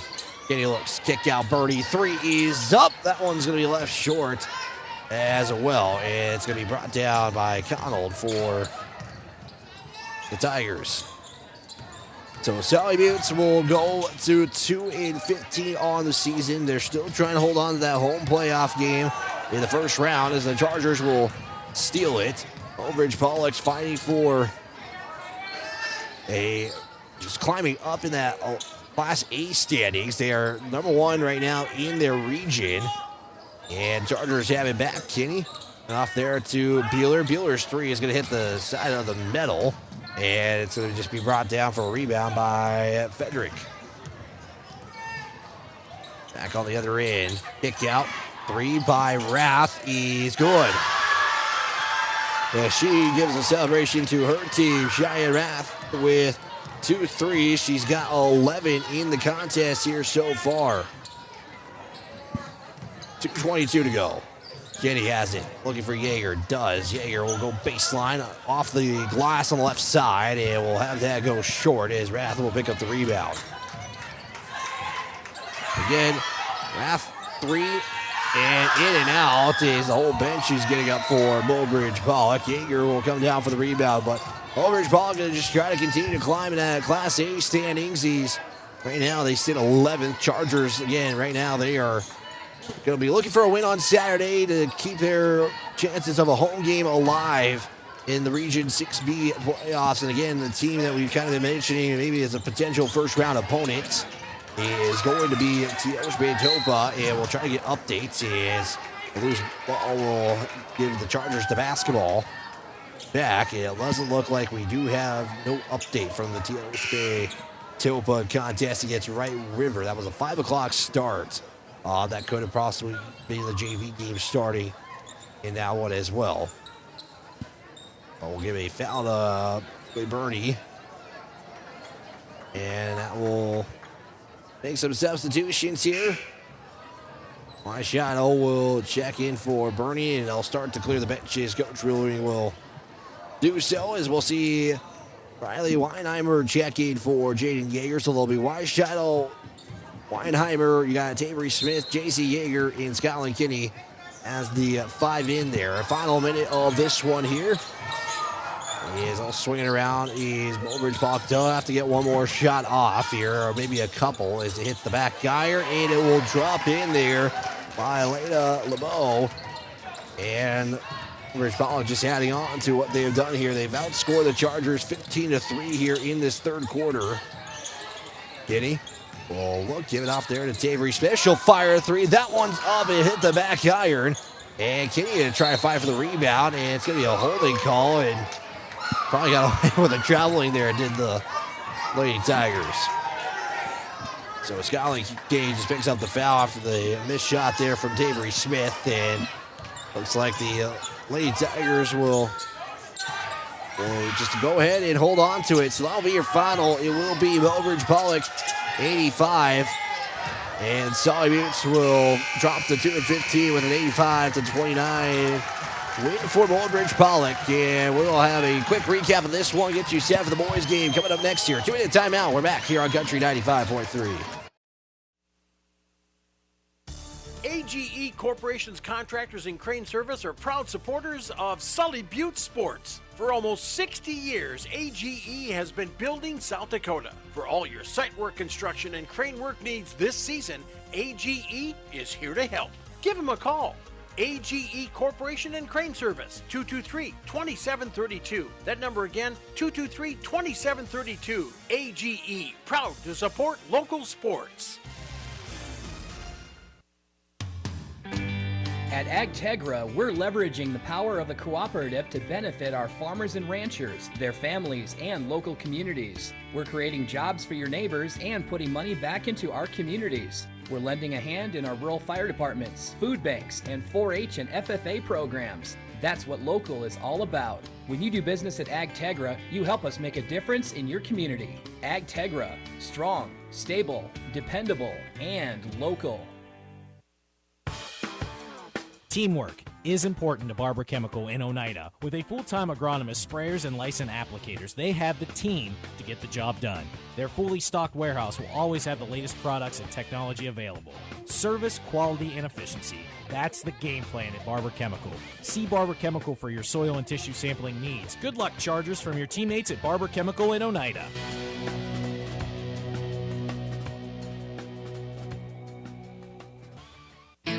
As community bankers, Bank West employees are deeply committed to supporting local causes, growing the local economy, and creating local opportunities.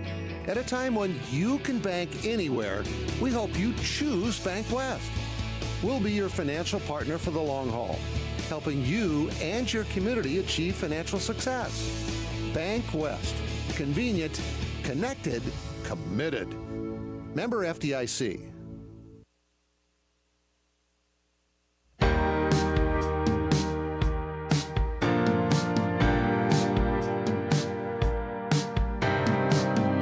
on this one. The Chargers fall to Mobridge-Pollock 85-29 on this Thursday night. It's your post-game show here on KLXS Pure Country 95.3 as the Chargers again fall 85-29 here. I want to quickly recap this game just real quick here. Is Mobridge-Pollock would outscore the Chargers in every quarter, 29-5 after 1, 19-13 after 2, 22-8 after 3, and 15-3 after 4 in the contest. One lead change, one tie occurred in the contest is the Lady Tigers would shoot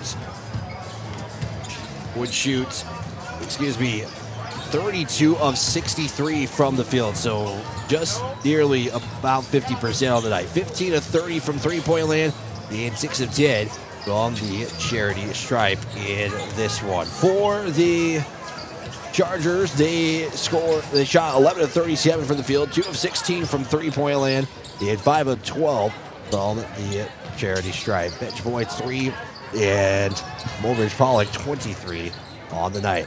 For the Chargers, it was led by Skylar Kinney, had 16 points in the contest. Allie Bueller, Berkeley Burney would both finish with 3. Nevaeh Westfall with 4, and Jaden Yeager with 2. Miley Weisshadow with 1 in the contest. Your Yackley Ranches player of the game, Skylar Kinney, finishes with 16 points and 6 rebounds. And now your Colson unsung hero of the game. You might not have heard this name a lot, but they made an impact in their own way in this one. How about Jaden Yeager on the night with 2 points and 5 rebounds, but a lot of the defensive side of the rebounds is what gets her the unsung hero of the game. So that's going to do it for the girls. We'll take a 60-second timeout, get you set for the boys game. That's next here as we go get you to your 83 Ag Sales pregame show. Tipping you off for the boys game next. Or after the game, get together with friends at the Blue Goose in Oneida. The Blue Goose has a relaxing atmosphere, and it's a great place to talk about the game. Not only that, but you can see info and pictures of past teams and players. It's history with the focus on the future. Be sure to kick back with friends and coworkers at the one spot that has it all. The Blue Goose in downtown Oneida. Proud to be a supporter of Sully Butte Sports. Koenig of Oneida, Pierre, and Winter has provided our services to growers of South Dakota for over 50 years. We focus on providing our customers with the products, services, and attention to detail that each farmer needs to succeed. For your individual needs of custom spraying, liquid or dry fertilizer, chemical, soil sampling, seed sales, and treating, stop in and see us at Koenig with offices located in Oneida, Pierre, and Winter.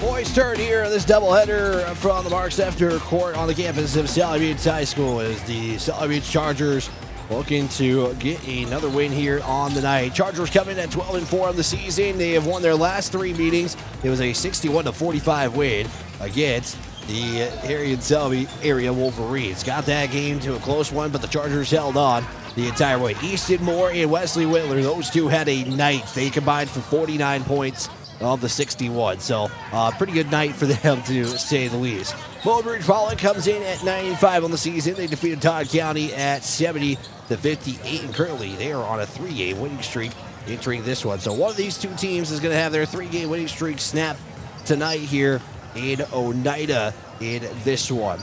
Taking a look at the history just real quick here is the series will be its 19th meeting since 2008. The Chargers are on the losing side of the series. One of the few times they have in this current season. They are 8-10 in that span. Chargers have lost the last 3 meetings. Mobridge-Pollock would win the last meeting of 75-59. That's go all the way back to 2022 when the Chargers got their last win against the Tigers at 52-40 was that final score. So those are some games going on here. We'll tell you more of what's up for grabs here in this one. That is coming up here. We'll take a 60-second timeout as I do want to make sure we get that pregame conversation with head coach Brian Weiss. So we'll take a 60-second timeout. We'll be back here on Country 95.3, online at Country 95.3 Sports.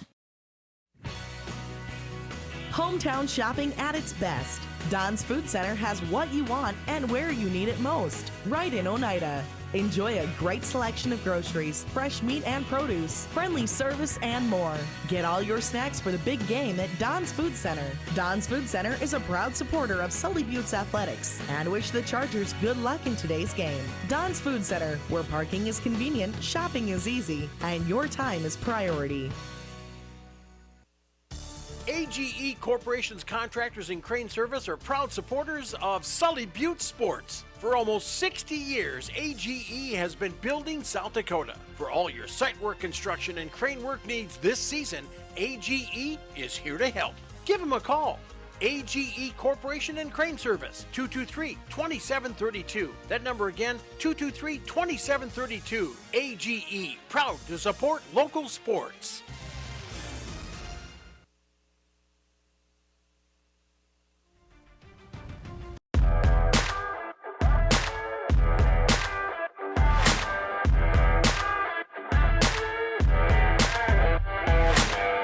Chargers are going to be looking for their three-point game coming back in this one after just having a tough night shooting from three-point land. They would go 3 of 13. Normally, they're the team that wins that three-point shooting percentage, so they're going to try to get that back and, again, continue that home winning streak they have here at the Mark Steffner Court. For the Tigers, they're trying to fight for seeding here in this one, and it looks like they will probably not be able to catch Stanley County in the 6A standings, but they can try to go for number 2. Right now, they're just a 1.8 behind Cheyenne Eagle Butte in that one. So Tigers still got plenty of games to catch up to Cheyenne Eagle Butte, but right now it looks like that's Stanley County's region to lose in that one. But that is for the Tigers. For the Chargers, well, just trying to keep where they're at right now. They're currently number 1 in the region 6B standings. And really, it's just a fight for basically 2 through 7 in those standings. So that is basically what is up for grabs here. Chargers just also trying to keep that home winning streak, which is nearing that 20-win mark already. So with that, we'll step aside here and take one final timeout here. Take a quick 30, and that pregame conversation is coming up next. It is the Sully Butte Chargers. It is going to be Mobridge-Pollock coming up in just a few moments. But 30 seconds in the pregame conversation next. Terry and Peggy Barber and family with Brett's Spray Service in Pierre and Oneida would like to wish the Sully Butte Chargers good luck with tonight's game and all season long. Call Brett's Spray Service today at 258-2743 for all your aerial application and retail chemical sales needs. The Barbers would like to remind you what Henry Ford once said, that when everything seems to be going against you, remember that the airplane takes off against the wind, not with it.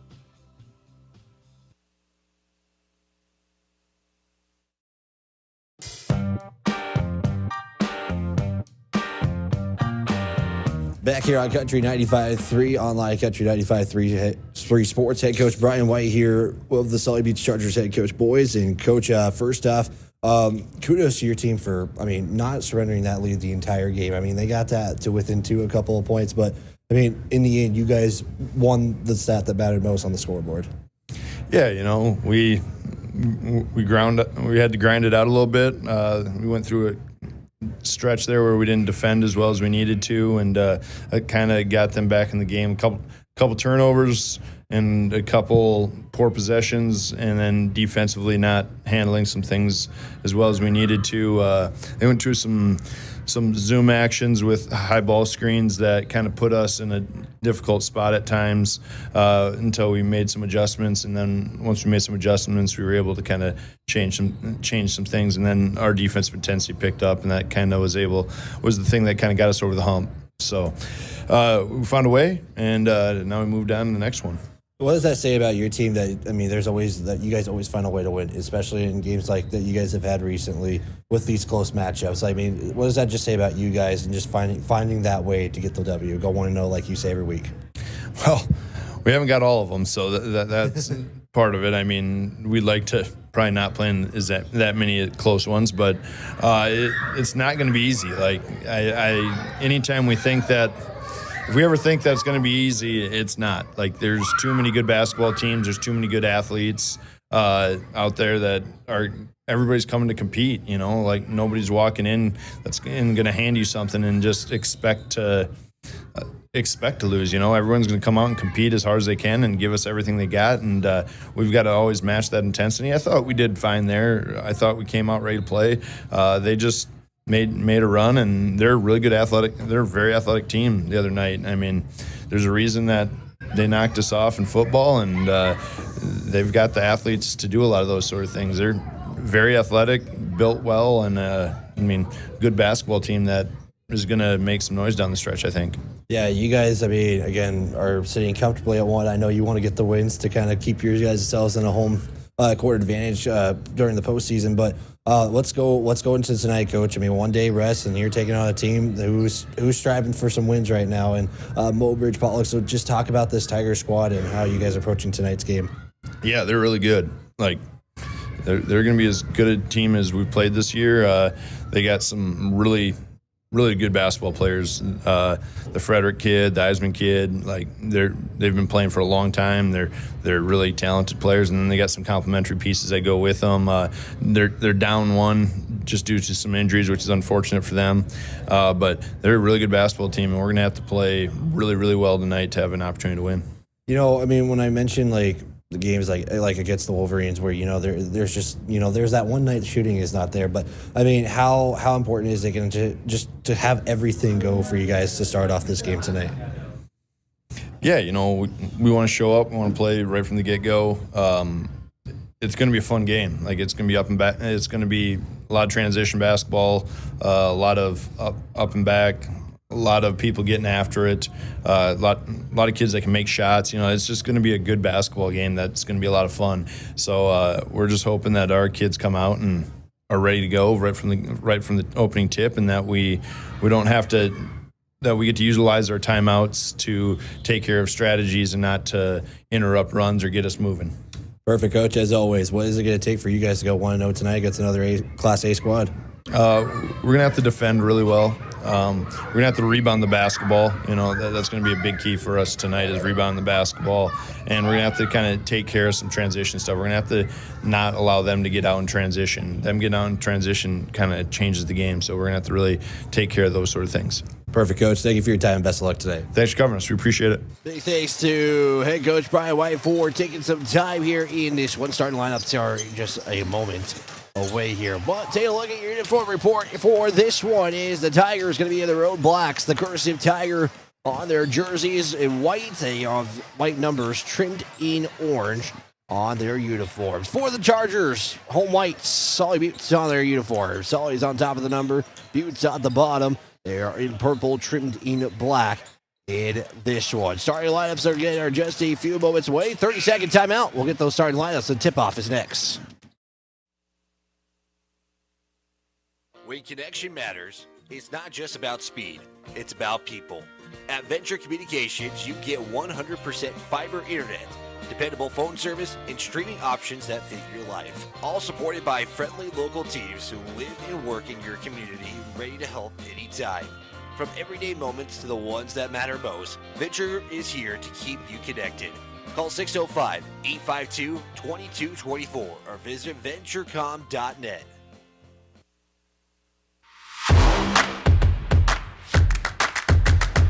Starting lineups will look like this under the direction of head coach Thomas Knudsen for the Mobridge Tigers. It will look like this for your starting lineup tonight. It was to be determined entering this one, but for the Tigers, it'll look like this. It's number 0, a 5'8" sophomore in Truth Grost. He'll be followed by number 1, a 6'5" junior in Shooter Frederick.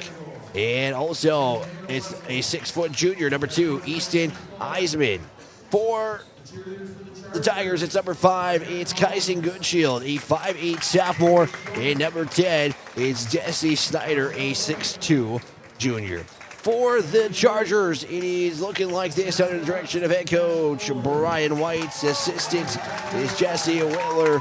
And also, going to be assistant coach for the Chargers, and Scott Sefner. For the Chargers, it looks like this. It is number 3. It's a freshman at 6'3" at Easton Moore. He'll be followed by number 10. It's a 5'8" sophomore in Jet Yackley. Number 15 is a 6'1 senior in Wesley Whitler.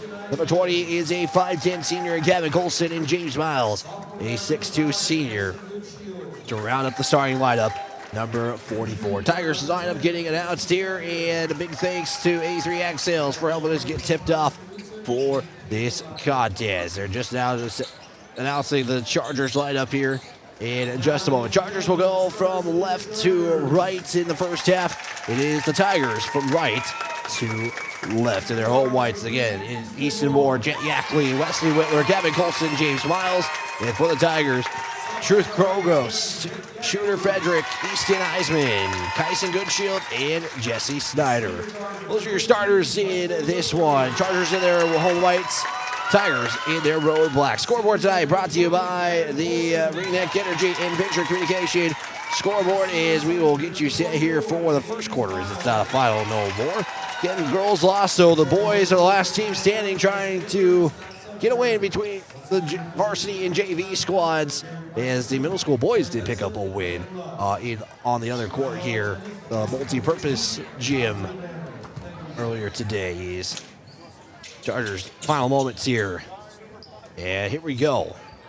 Coach White probably going to stress a lot. The defense, can that three-point shooting coming back too? Can that return tonight here as well? What better place? Because the home crowd has been very advantageous for the Chargers, but also a chance to just kind of rebound for the shooting night and add the defense after a good night on Tuesday. We're underway here as the Chargers control the opening tip, and we're going from left to right for the Chargers as Colson has it on the near wing. He'll try to go on the attack. He'll fire in the paint. The first shot hits the front of the iron and goes in.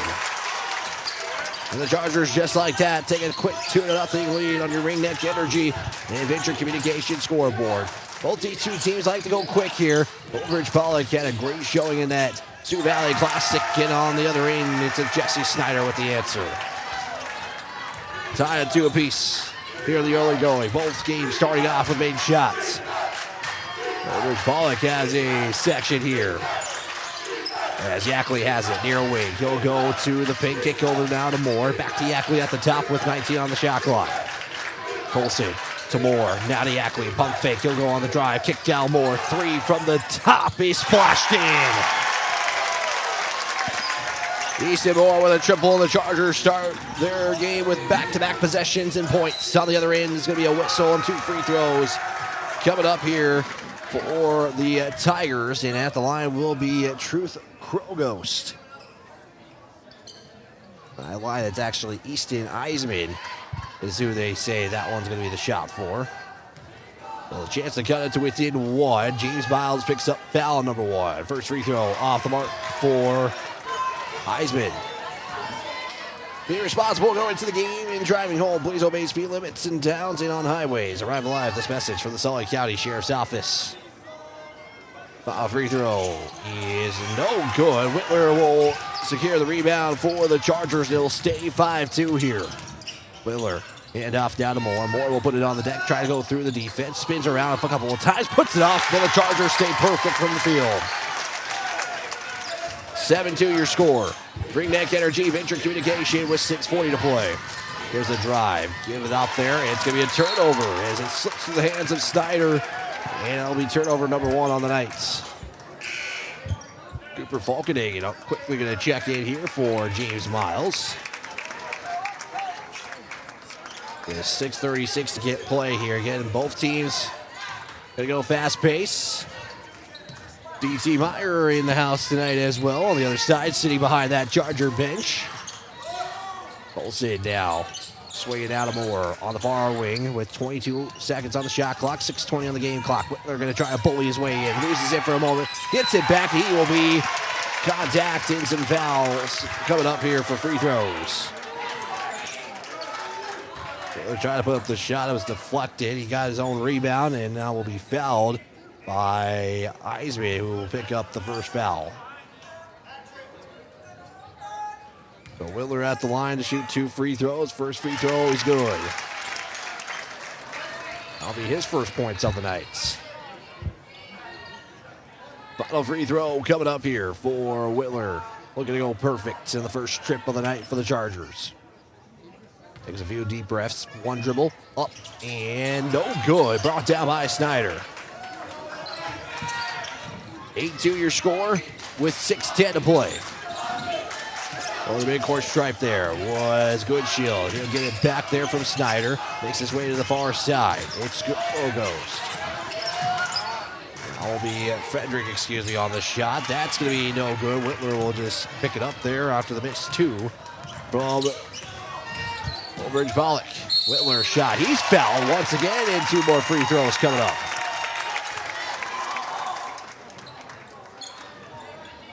So another trip just like that, and back-to-back possessions for the Chargers. And that foul going to be assessed there to Snyder, who will pick up his first team seconds. And what we're going to try to go a perfect 2 for 2 is the first one. Will not be the case. So at least can get to a 7-point advantage. Whitler for one more. Once again, he'll take his deep breath. It'll be one dribble. Fires it. And leaves it short. He runs down his own rebound and gives the Chargers a second chance. 3 is up and no good. But Whitler really had a few chances, and that will be the second missed shot of the quarter already. So not a bad start shooting-wise. It's going to be Eisman's shot, no good. He gets it back, no good either. And out of bounds, it'll go to the Chargers. Couple of misses there. Good shield. And we'll have a pause of the action for a shoe tie. No team changing their lineup yet here with 5:28 to go. And right now, Easton Moore off to a quick 5. Again, led was 1 point behind the team high at 25 for Wesley Whitler on Tuesday. It was 24 for Moore. Colson was looking for Falkenhagen and could not secure the pass, and that'll be turnover number 1 for the Chargers. 5:18 to play in quarter number 1. And Mobridge-Pollock has the basketball back. Over the timeline is Eisman. He'll bounce pass off there to Goodshield. Goodshield now to Frederick. Frederick looking to hand it off there as Butler was deflected that one last, and it will stay with the Tigers. Brogos now. Looking for Frederick, wasn't paying attention, it's taken away by Moore. Gives it off to Yeckley going all the way, no good. Whitler rebound, but it's rejected there by Frederick. Yeah, or Whitler was trying to clean it up there, but it was all Frederick on that possession defensively to maybe cut this lead there within 4, and he does with the deuce.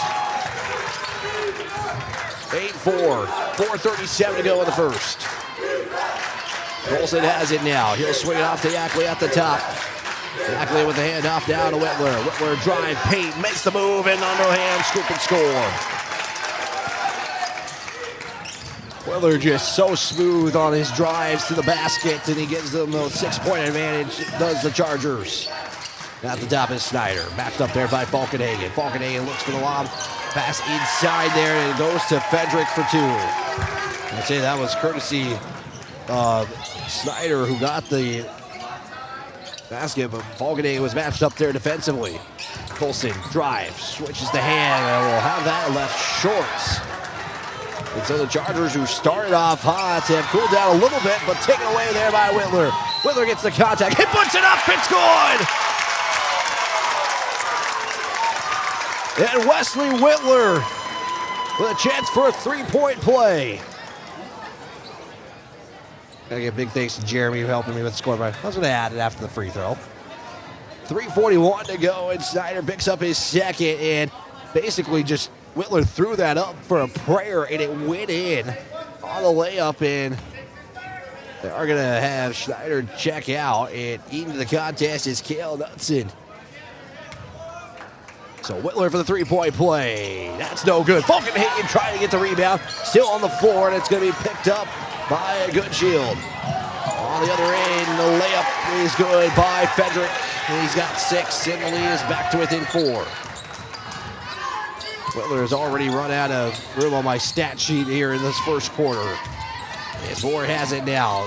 3:29 to play. Whitler triple, no good. Falkenhagen rebound. He tries to put it back up. That's no good.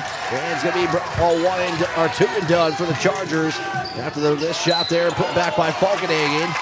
And it's going to be out of bounds for the Tigers. So they'll turn it over for the third time. 3:17 to play. As Whitler will inbound it to Yackley. Looks like the JV for the Mobridge team trying to be the opposition with their crowd, and it's a loud gym here for either one of these teams. But Sully Buttes definitely with the advantage here at home. Moore has it in the paint. He'll float up, leaves it short. And Moore will see that shot left short, but Whitler pokes it away. Whitler going to go all the way with it, and that shot hits the backboard. They're going to count it, though.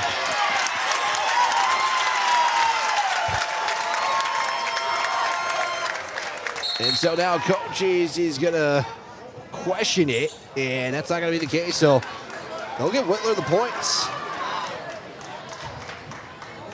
And that'll make it now 14-8. There's a drive now by Eisman. Eisman was looking for Fedrick. It's taken away once again. It's Whitler and Moore on the steal. Whitler once again off the glass. No good. Trying to get his own rebound, but it's good Shield who picks up his fourth. Fedrick, corner three, good. And that's his first shot from outside the arc, and it cuts it to within a 3-point game. Moore has it at the top. Now to Colson on the far side. Yackley on the wing. Puts it on the deck. Giving it out to Whitler. Whitler has that poked away there by Kronos. And he'll go all the way for the layup. He gets his first bucket on the turnover. The lead is down to within one. Chargers trying to win their first in 3 goes against this Tiger squad. Looking for their fourth win in a row here in this winning streak. Yackley drive. It's a little bit altered. Falkenhagen trying to get the rebound, and it's going to be last touch there by the Tigers. Carson Miles will get set to check in. And he's going to check in for Wesley Whitler. 1:50 to go here. Colson will inbound, goes to Moore. Looking to hand off now to Colson. Colson drive, spin, loses it. Picked up there by Goodshield and gets off there to that's it for 2. The third turnover there by the Chargers, and it results in points. And it's just like that. First lead change of the night, and it goes to the Tigers leading by 1. Colson back with it, drives, trying to go through the defense, picks up the dribble, now to Miles. Miles to Moore, 18 on the shot clock, 18 on the game clock. Drives, makes a move, now to Yackley in the paint, pump fake, looks, and there's a travel. He picked up the pivot foot. So the Chargers now had 3 possessions in a row, results in turnovers. And the bad news is it's been converted to points. 15-14, 70 seconds to go. Fedrick going on the drive, in the paint, bounce off the shoulder of a Charger, but it stays with the Tigers. They'll swing it around the arc. Drive, Fedrick, get out now. It's a 3 from Goodshield. It's good. 18-14 as Goodshield makes his first points of the night, and he's got 3. Chargers down by 4. Yackley has it.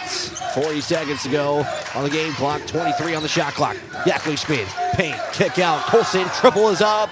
That's no good. Falkenhagen trying to rip it away. He does. He puts it off the glass and in.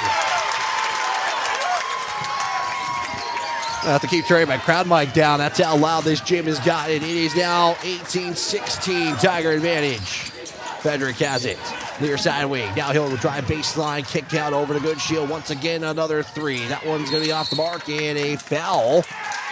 Going to be assessed to the Chargers.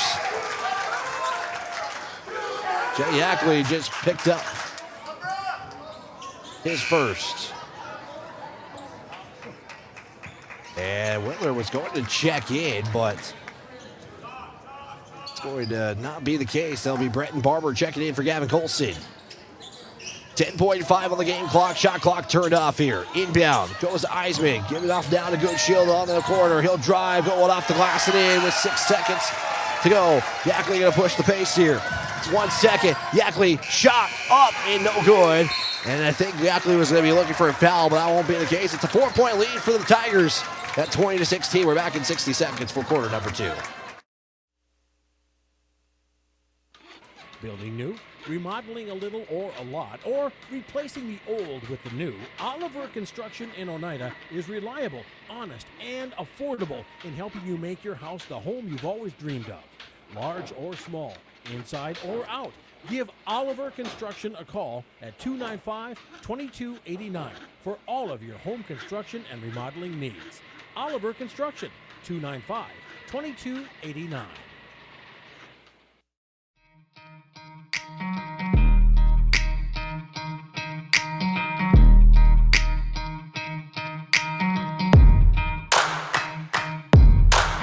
Chargers down by 4, or I should say, down by 4. As Wesley Whitler will have gotten 7 points, I should say. But biggest lead has been 4 for the Tigers. And the Chargers also had a 6-point lead at 1 point. Wybridge got with you. Jeremy behind the camera, and also a big thanks to Jen back in the studio keeping us here live on the air. Second quarter action about to get set here as the Chargers will have Easton Moore, Cooper Falkenhagen, Jet Yackley, Wesley Whitler, and Gavin Colson. The Tigers will have their starting 5 out there. Second quarter action underway. Tigers basketball going from right to left. Good Shield, step back, fires a triple, and it'll be no good. And Yackley will come down with the rebound. Yackley, drive, spin in the paint. Hand off now to Whitler. He'll go on the attack now. He'll have to back his way in. Continues to back his way in. Off the glass and good. Lead is now cut to within a bucket. Got 20-18. 30 seconds gone by in the seconds. Drive from Kugos, and it's a foul. I shouldn't say foul. It's a travel there. Turnover number 6 by Mobridge-Pollock. The Chargers get it back here with a chance to tie or take the lead with a 3. Yackley with a slow walk over the midcourt line. Gives it off to Colson on the near wing. Colson looks. Whitler. Whitler drive. Hand off. Yackley. Yackley back to Colson. Colson on the drive. Jump stop. Looks. Puts it off the glass. It's high. No good. Falkenhagen will tie it up on the putback.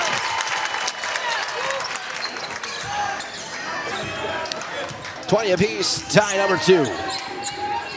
Frederick has it on the near wing. He'll fire a 3. He'll miss everything, but it's picked up there by Hudson. It's good. With his first points of the night after the missed 3 there from the Tigers. 22-20. Once again, Chargers can tie with a 2 or a lead with a 3. Whitler kick out Colson. Here's the lead. You bet! Yeah, I wonder when those 3s were to come back, and Colson, after not making a 3 in the last game, gets one there. It's 23-22 Charger lead. Second lead change of the night. And that's going to be a foul on the Chargers, and I think Falkenhagen is going to be credited with the foul. It's based on how the official, or his reaction was going to be. And that is the case. Falkenhagen will pick up the foul. That is first. 6:12 to play in the second quarter. 23-22, Chargers lead. Tigers really not going deep into their bench here. Neither are the Chargers much. They've played 8.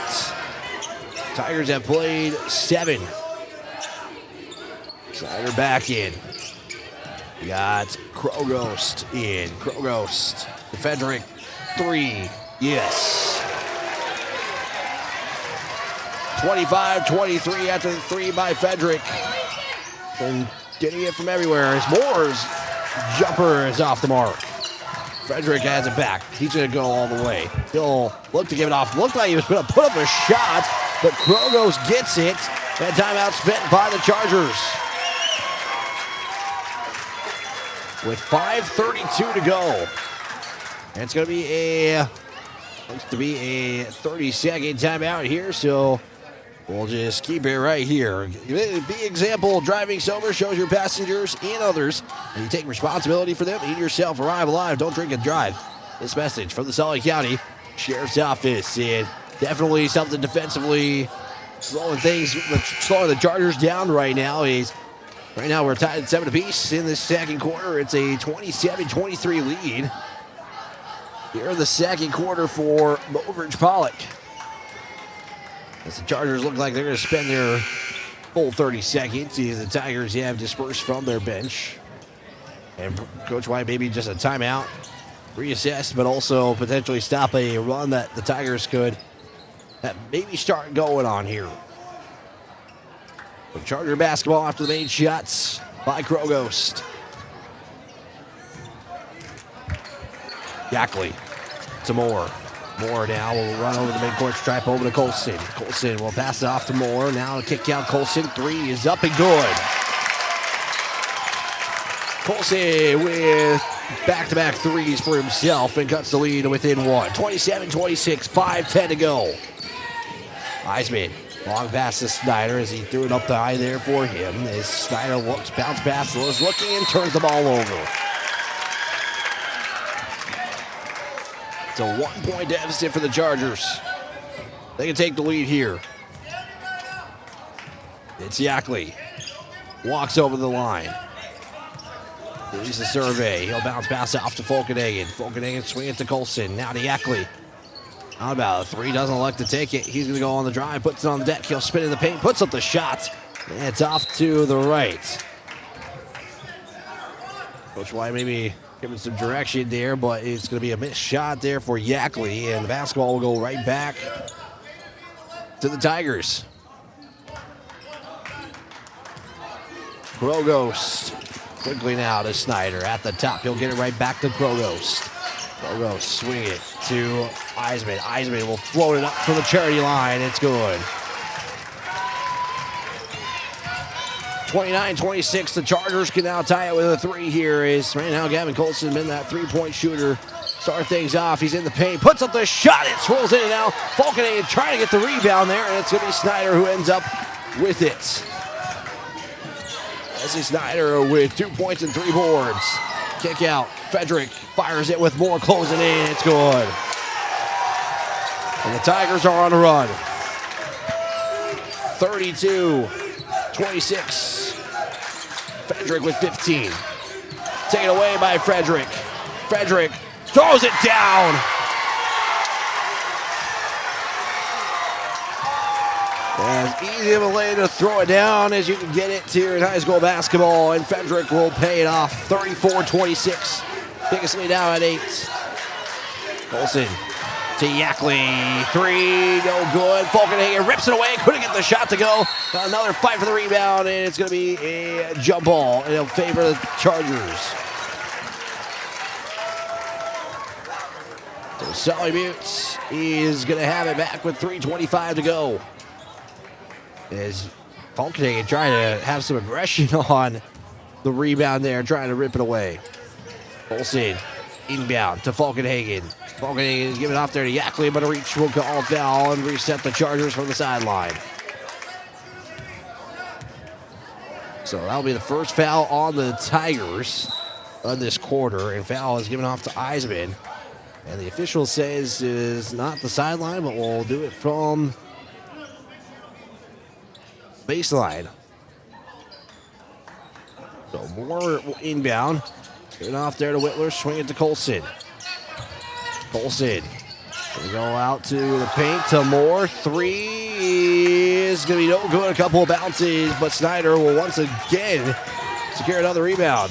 Gives it off to Eisman. Layup is good. And another timeout spent by the Chargers. Tigers on a run and they lead by 10. Eisman gets his second bucket of the night. He's got he's got 4 in the contest. Full timeout. We'll take a 60. 3:06 to play. Tigers 36, Chargers 26. We're back at 60.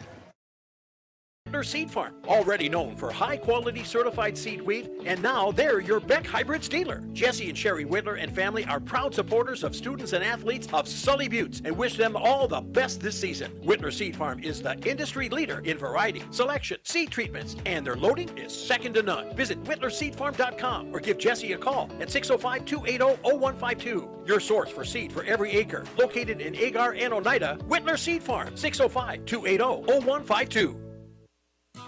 Eric's Custom Repair supports Sully Butte Sports and its athletes. Eric's Custom Repair is your trusted mechanic located in Agar. Stop into the gas and convenience store to fuel up and fill up too. Eric's Custom Repair, located on Highway 83 in Agar. Call today to schedule an appointment. 605-258-2137. That's 605-258-2137 for Eric's Custom Repair of Agar. Go get them, Chargers. 3:06 to play here in the second quarter. Chargers trying to stop a run by the Tigers right now in this one. Mobridge got with you, Jerry behind the camera, and it's a big thanks to Jen back in the studio, keeping us live here on the air. Whitler has it, gives it off to Colston as the Chargers trying to cut it to within single digits once again. Whitler with 16 on the shot clock, goes on the drive, right side off the glass and goes in. Whitler with 11. Lead is down to 8. Krogost off to Fedrick. Pump fake shot. Back to Krogost.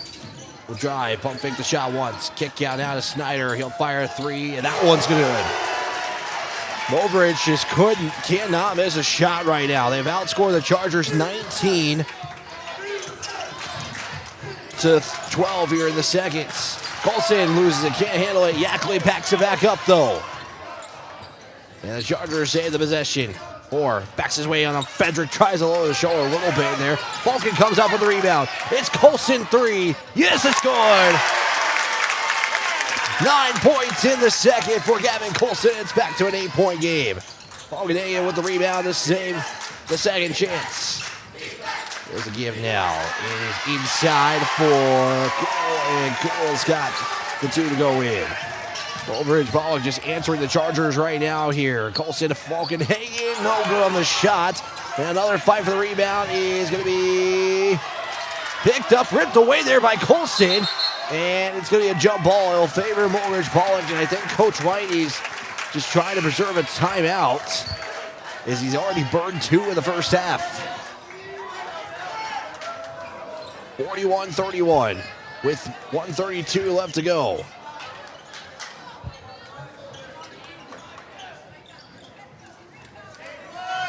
And Sully Buttes defensively with 1:32, going to have to make some stops here and try to continue to cut that lead down. Back now to the Tigers. Fedrick, who is on a scoring machine right now, gives it up there to Goodshield.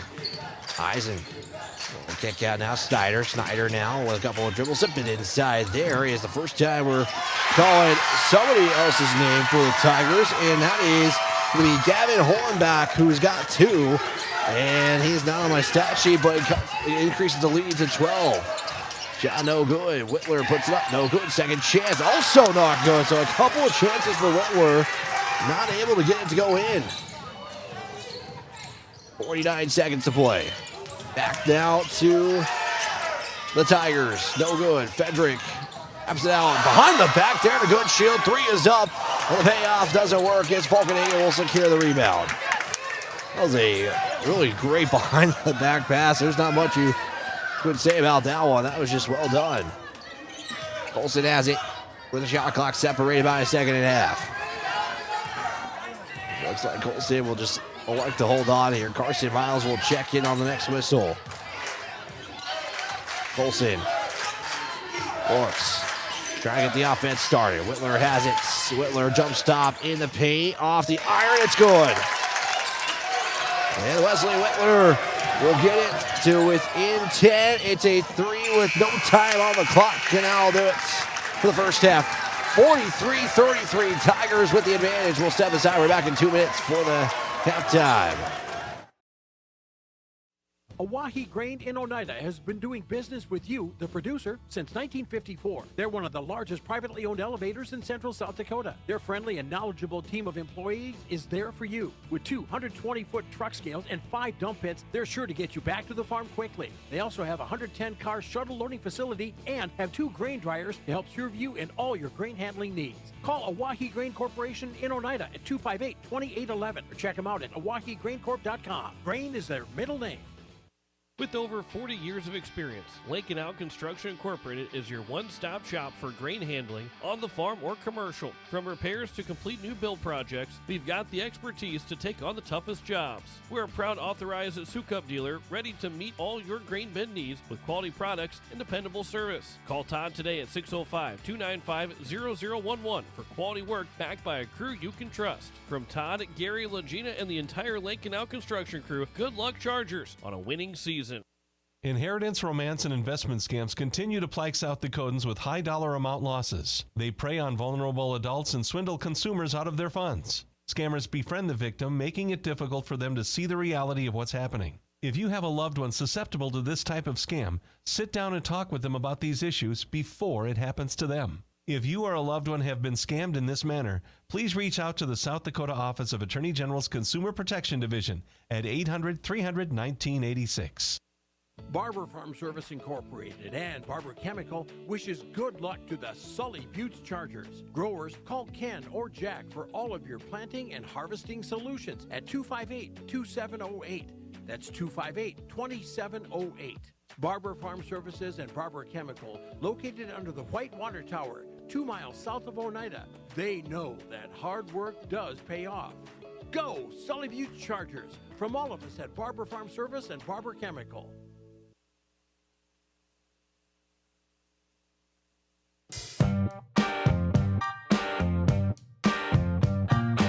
Halftime here from the Mark Center court is the Chargers trying to preserve a winning streak. I'm trying to get the official number for you before I don't have it. As of right now, I have 17 in a row for the Chargers. They are trailing by 10, 43-23 is that score currently. And the Chargers right now are being outscored 20-16 after 1 and 20-17 after 2. Is the Chargers, again, really 3 points from Gavin Colson, but it seems like Mobridge-Pollock just cannot miss anything in that second quarter.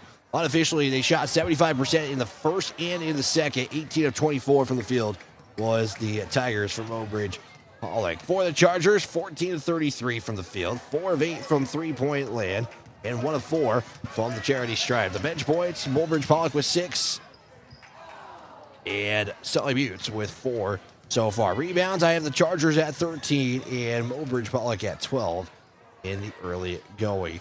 Chargers are 25% from the line. Mobridge-Pollock has not made a free throw yet, even though they've had 2 tries so far. 3 lead changes, 2 ties have occurred so far in the contest. And taking a look at some other numbers here, I want to make sure I have everybody here, and I don't. So I'm going to fix my roster or my stat sheet real quick after this break. But those are your team numbers so far in this one. We'll take another 2-minute timeout here and get you some individual numbers. That's next here on Country 95.3, online at Country 95.3 Sports.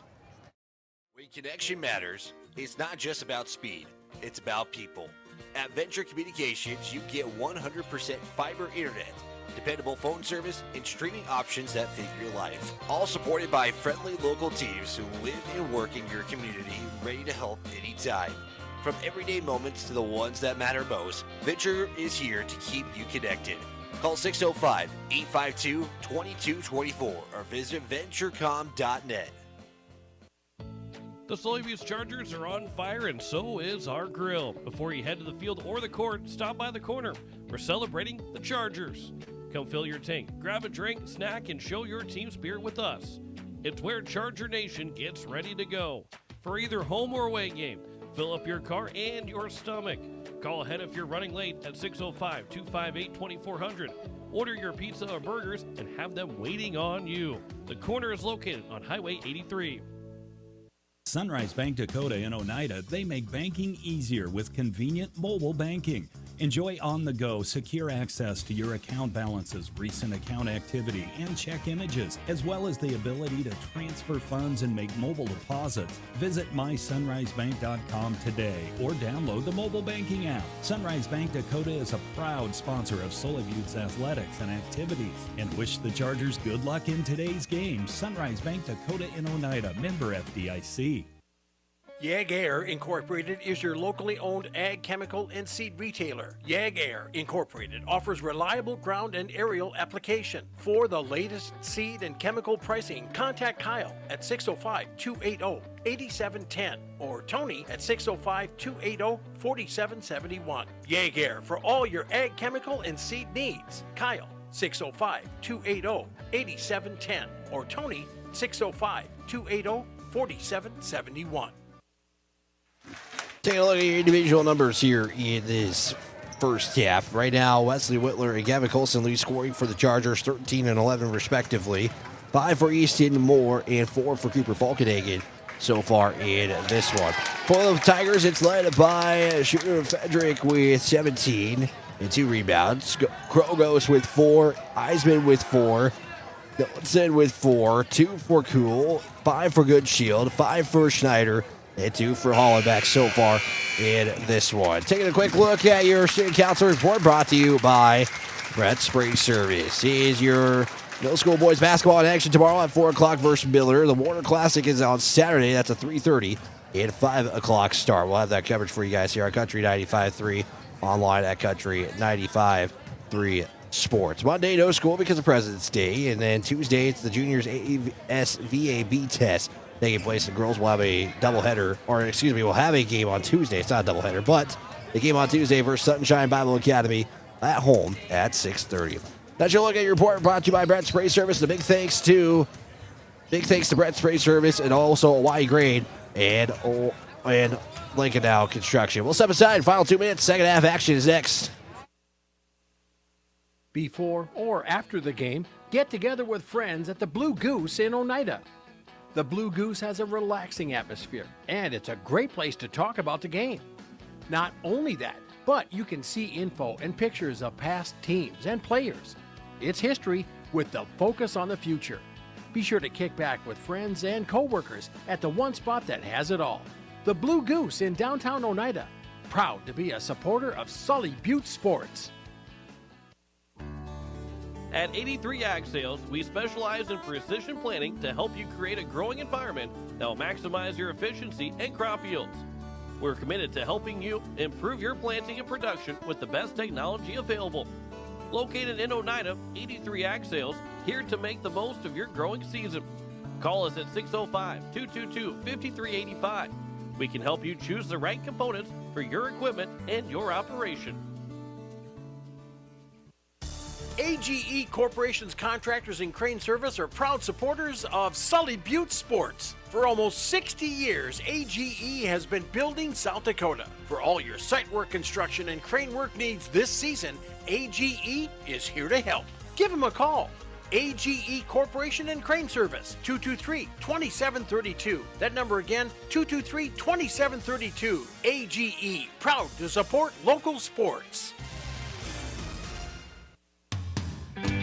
At AgTegra, we're leveraging the power of the cooperative to benefit our farmers and ranchers, their families, and local communities. We're creating jobs for your neighbors and putting money back into our communities. We're lending a hand in our rural fire departments, food banks, and 4-H and FFA programs. That's what local is all about. When you do business at AgTegra, you help us make a difference in your community. AgTegra, strong, stable, dependable, and local.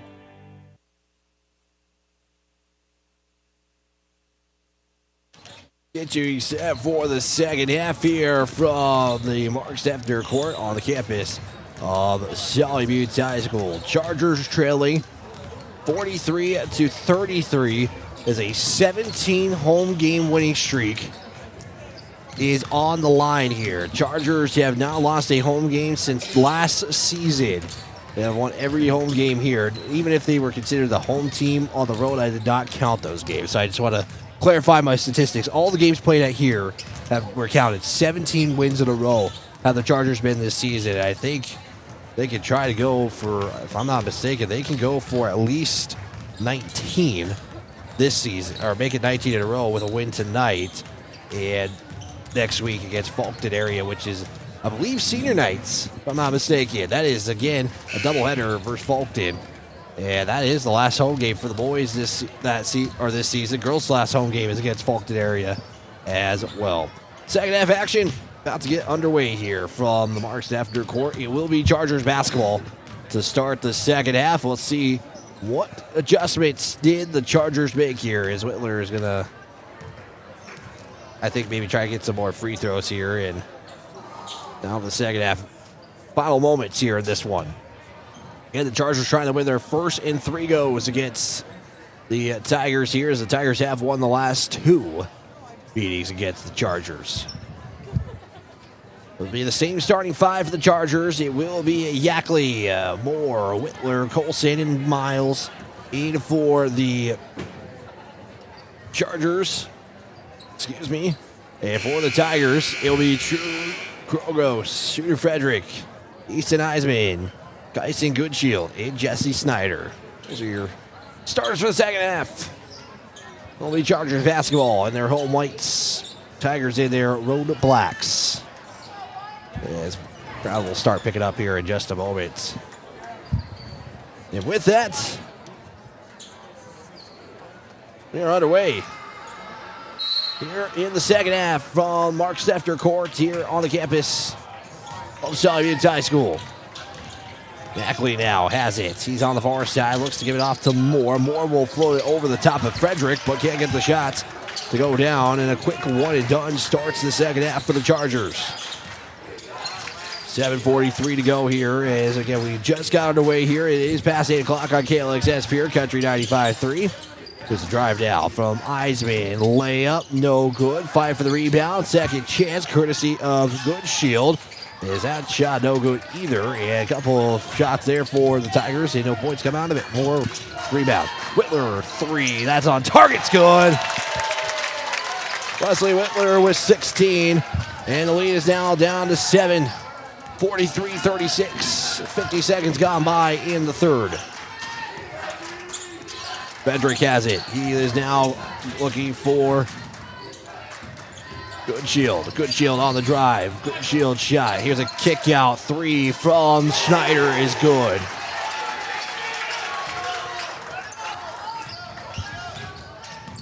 (46-36) as the Tigers just keep answering the Chargers. Colson looks out to Yackley. Thought about a 3. Now tries to drive. He'll kick out now to Colson.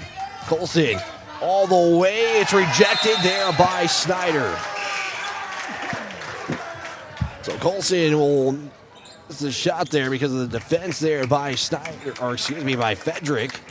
I apologize. As Cooper Falkenhagen will check back in.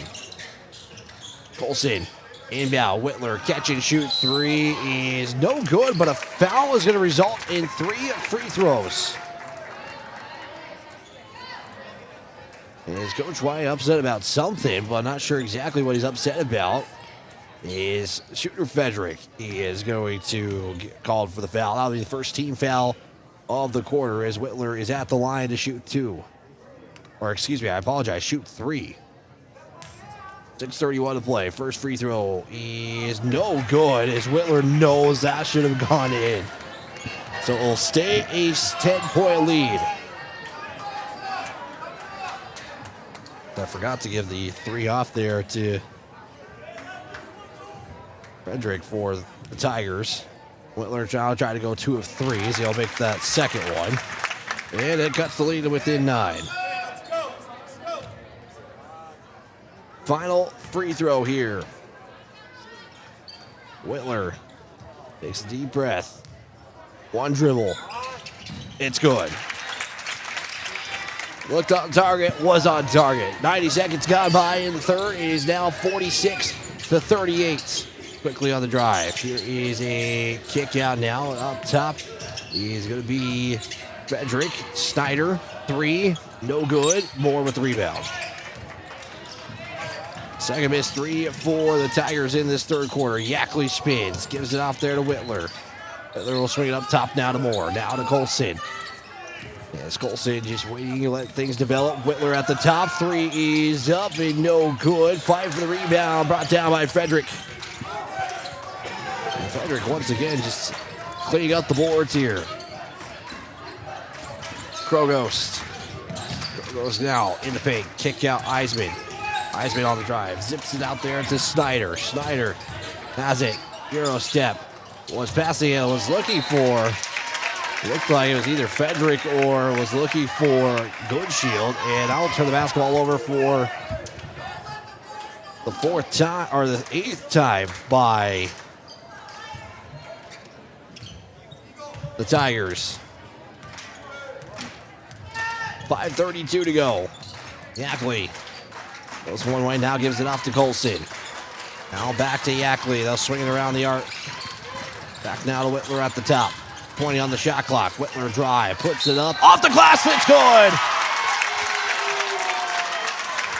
Whitler is just the and one opportunistic guy here tonight. With another bucket and a chance to cut it to within 4. I apologize, within 5. Is the foul going to go on Krogos as he picks up foul number 1. Whitler with a chance to make it a 3-point play. He's got 20 on the night. This for 21. Can't get that one to go in, and we got another foul. Is Coach White not thrilled about that one? And Falconing is the one who's getting called for the foul. And not a friendly conversation, it looked like there from the sideline. So 5:18 to go. We got a stoppage for a shoot tie. And that was Snyder on the shoot tie. It looks like everything's good to go, and we resume action. So it stays 46-40 with 5:17 to go. A 6-point lead. Biggest lead has been 11 at one point for the Tigers. Goodshield to Snyder. Back down to Goodshield. Zips it inside Eisman in the paint. Eisman spins. Leaves it short. Rebound Falkenhagen. As Falkenhagen will give it off there to Whitler after the missed shot. Yackley has it. Goes all the way. High arcing floater and no good, and we got a whistle. They're going to count the buckets. They're saying there's some contact by the Tigers, and I think they're going to say Frederick had some kind of contact, and he's not sure about that one, but yeah, that is going to give points to the Chargers. They're going to give Yackley the buckets. And that might have been a good break for the Chargers. Lead is within 4. Over the midcourt line. Eisman. He'll look at the top. Looks on the backdoor cut from Frederick, and he'll turn it over. As Frederick couldn't secure the pass, that's turnover number 9. With 4:43 to play. Yackley quickly over the timeline. He'll make his way now from the near side, far side. Spins back at the top. Back to Colson now. This goes wide direct to the offense. Colson, bounce pass. Yackley, 3, good! And Yackley makes his first 3 after making none on Tuesday. And the Tigers will spin a timeout. 46-45. Chargers are within 1. We're back in 30 with 4:19 to go.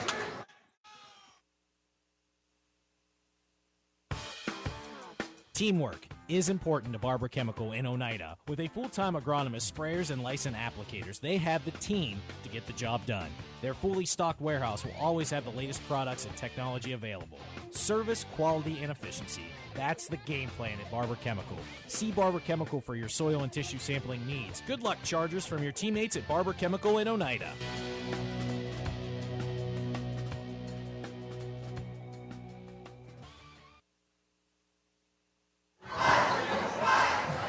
$4:19 to go. Chargers on a little bit of a run as they've outscored the Tigers 12-3 in the third quarter. And timeout spent by the Tigers. They spent their first as the Chargers are within 1. Biggest lead has been 11 at 1 point. Full timeout was taken by the Tigers. Be a good sport, whether at the field or in the gym. Good sportsmanship is a responsibility, whether you're at home or on the road. Show your respect to the players, the fans, and the facility. Arrival live. This message from the Sully County Sheriff's Office. Third quarter with 4:19 to go. As the Tigers now dispersed at their bench, they elect to use the full time. It will be Tigers basketball.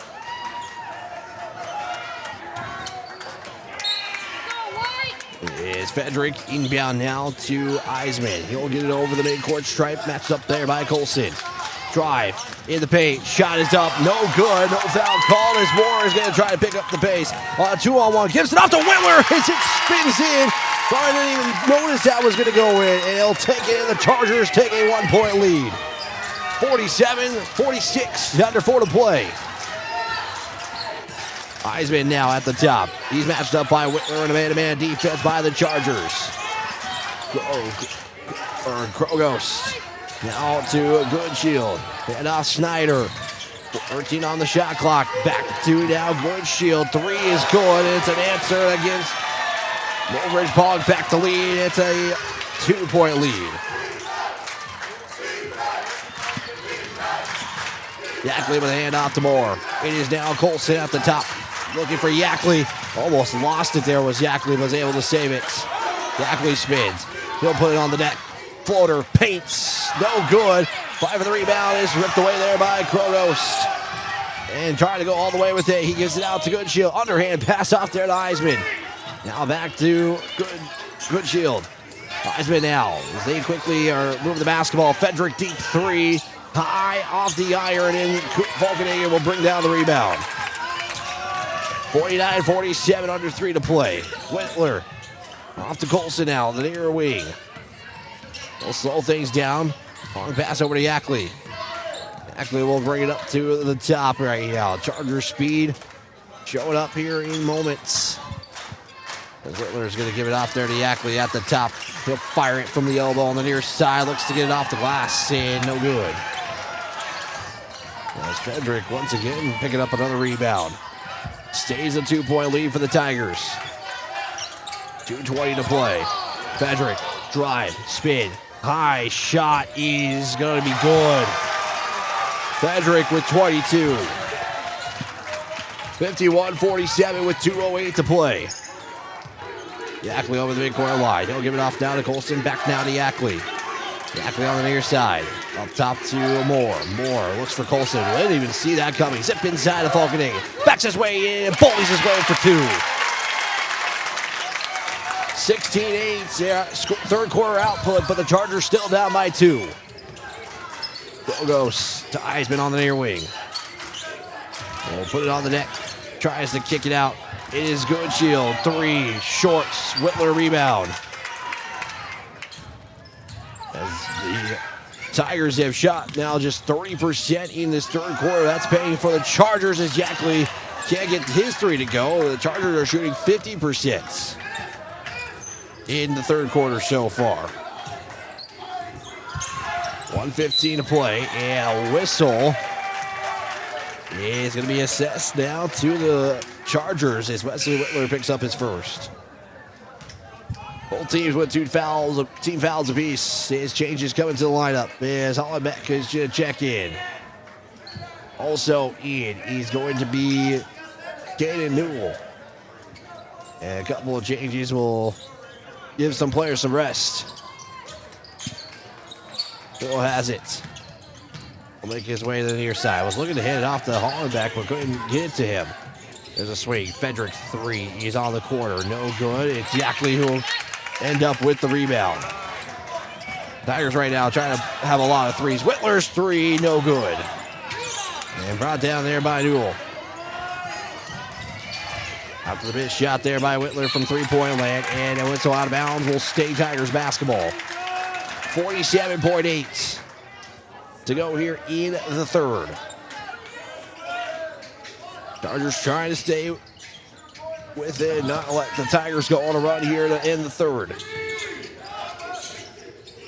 Johnson backs his way in the paint. Spin, kicked out. Hollenbeck 3. It's a line drive 3 that's going to be rebounded off, clinking off the back iron by courtesy of Easton Moore.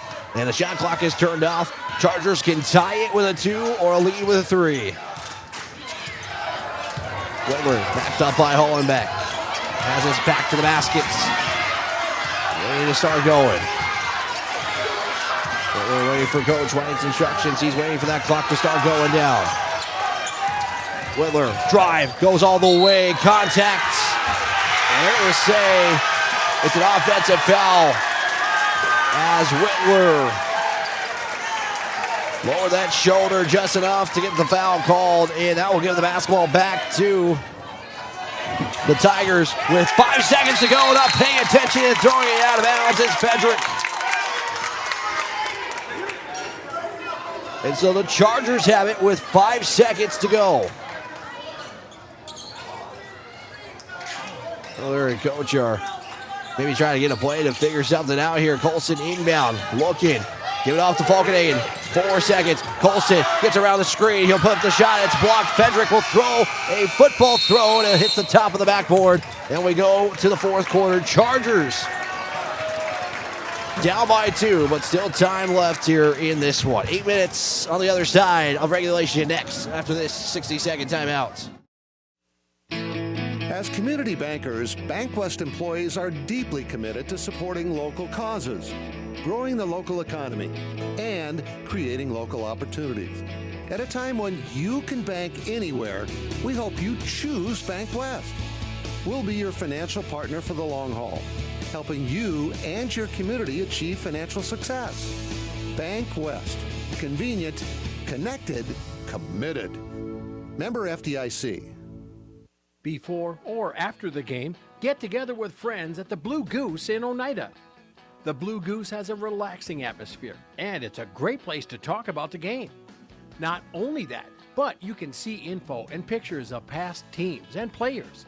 It's history with the focus on the future.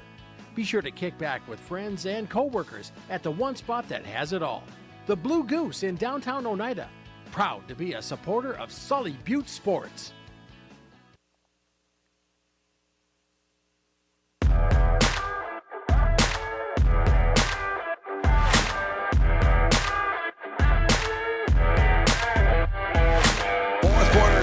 From the Mark Steffner Court on the campus of Sully Butte High School. Tigers 51, Chargers 49. 8 minutes left to go in regulation. Tigers trying to make it 3 in a row against the Chargers. Chargers trying to avoid a 17-game home winning streak being snapped here tonight. That's dating back to last season. They won every single game at home here in Oneida. And they're not trying to let that go here right now. Tigers start the fourth quarter with the basketball, going from left to right. Snyder has it, loses it, but gives it off to Fedrick. Here's a drive by Nudzi. It's up and good. And the fourth quarter starts with a deuce for Mobridge-Pollock. Colson now with underhand pass off to Yackley with 7:36 to go. Gives it off to Whitler on the far wing. Moore, spin, kick out Yackley, swinging it out to Colson. Colson drive in the paints. Colson underhand hand off down to Whitler with 14 on the shot clock. Whitler goes in. It's swatted away by Fedrick, and Whitler falling to the floor. He's going to pick up foul number 2. I lied. He picked up his 3rd. Not much he could have done there, Whitler. He just fell down in the way he did, and that was enough for the official to call the foul. And I think he just acknowledged that. So the Tigers get it back. As Hudson has it in the paint. Kick out, zips it over to Snyder. Underhand, scores good. And timeouts by the official with a loose shoe. And Snyder with 7 on the night. Takes it now back to a 6-point advantage. Yackley has it now. He'll make his way over the midcourt line. Over the interlocking SB here from Oneida. Whitler, 3 is up. It's no good. Falkenhagen rebound, trying to whip it away. Tries to bully his way in, and we got a foul. It's 3 points, just still not really falling for the Chargers like they normally are. They're just 6 of 16. And will pick up his first foul of the night. Check out. Looks like some blood on the court here. Or I apologize. Looks like some contact on the nose. I apologize there for Newell. Whitler drives in, jump stop. He'll be fouled in 2 free throws. Whitler, the only Charger who have made a trip to the line tonight. And he'll have 2 more free throws coming up. Starters checking back in for the Tigers. As the Chargers have all but James Miles in there for the starters. Is Whitler free throw good? Be a good citizen, help out in your community, your friends and neighbors, make Oneida strong and proud. Working together, we can all make our town great. Arrive live, this message from the Sully County Sheriff's Office. Whitler for 1 more free throw. Got it. And a perfect trick for Wesley Whitler. Cuts to within 4 again. He's got 24 on the night. The Tigers back with it. There's a cut on the lane. He'll fire a shot. There is Knudsen, and the shot's no good. And another foul's been assessed to the Tigers.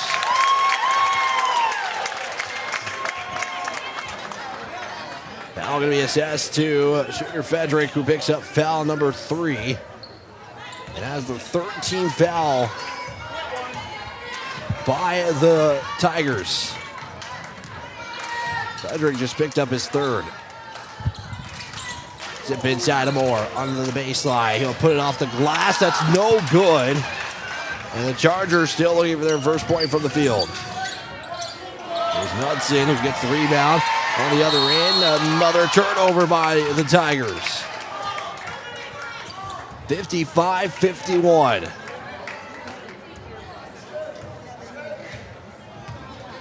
They'll try giving the play outs. Yackley over the midcourt line. They'll call for a screen. He'll take it. Swing it over now to Colson. Colson drive back out Yackley. He'll fire it along 2. It's out the back iron. And another 1 and done for Sully Buttes. Wants it again, the rebound. Out the top. Zip inside of Frederick. Frederick is off the glass and in. And now the Tigers going on their own little run here. It's now back to a 6-point lead at 57-51. Whitler, though, going to try to say something else. It's Colson rebound, no good, and 2 chances and no points. On the other end, falling to the floor, offensive foul has been called. Did it with Whitler falling to the floor. Was not that much he could do there. Same thing, same results. Wiseman picks up foul number 3. And that is now team foul number 4.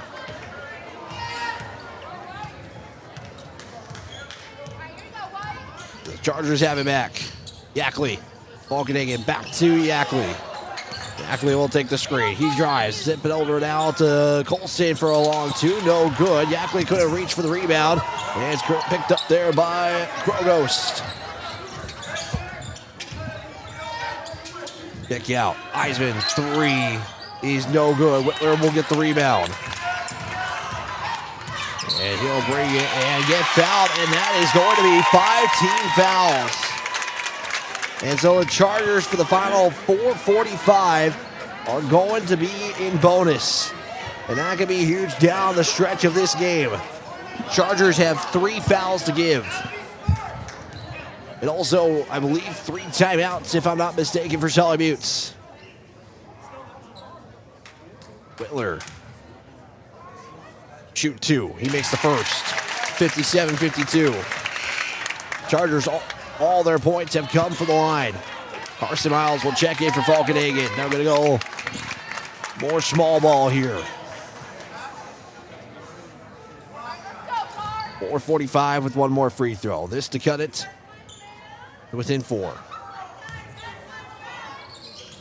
And Whitler does it. He's perfect from the line here in the 4th quarter. He's got 26. As now it's Mobridge-Pollock trying to figure things out offensively. Knudsen going to try and attack more. He'll go underneath off the glass and good. Knudsen's got 8 here, and it's back up to a 6-point game. Whitler going to cut it within half, but can't get the 3 to go down. So that's a quick 1 and done. It is Good Shield, who is wide open underneath. for two. And just like that, a 4-point lead balloons back up to 8. Switler 3 again, leaving it short. Chargers kind of starting to play a little panic, it feels like here. Colson 3. That one's short as well. They're just settling for threes right now. Yackley going to go for a 3. That one's going to go in. Timeout by the Chargers. Kind of like how many more threes do they need to score there? And apparently it took 3 chances to get buckets. And Yackley gets the bucket to go in. 60-second timeout. We'll take a quick 30. 3:54 to go. It is 56 for the Chargers. 61 for Mobridge-Pollock. We're back after this on Country 95.3. Koenig of Oneida, Pierre, and Winter has provided our services to growers of South Dakota for over 50 years. We focus on providing our customers with the products, services, and attention to detail that each farmer needs to succeed. For your individual needs of custom spraying, liquid or dry fertilizer, chemical, soil sampling, seed sales, and treating, stop in and see us at Koenig with offices located in Oneida, Pierre, and Winter. Back here on Country 95.3, online at Country 95.3 Sports. 3:54 to go. Jet Yackley 3 has the Chargers take a timeout, kind of reassess things here. They're down to 2. Tigers have not used as many timeouts as the Chargers. Can't give you an accurate number because it's not on the scoreboard, but we'll do our best.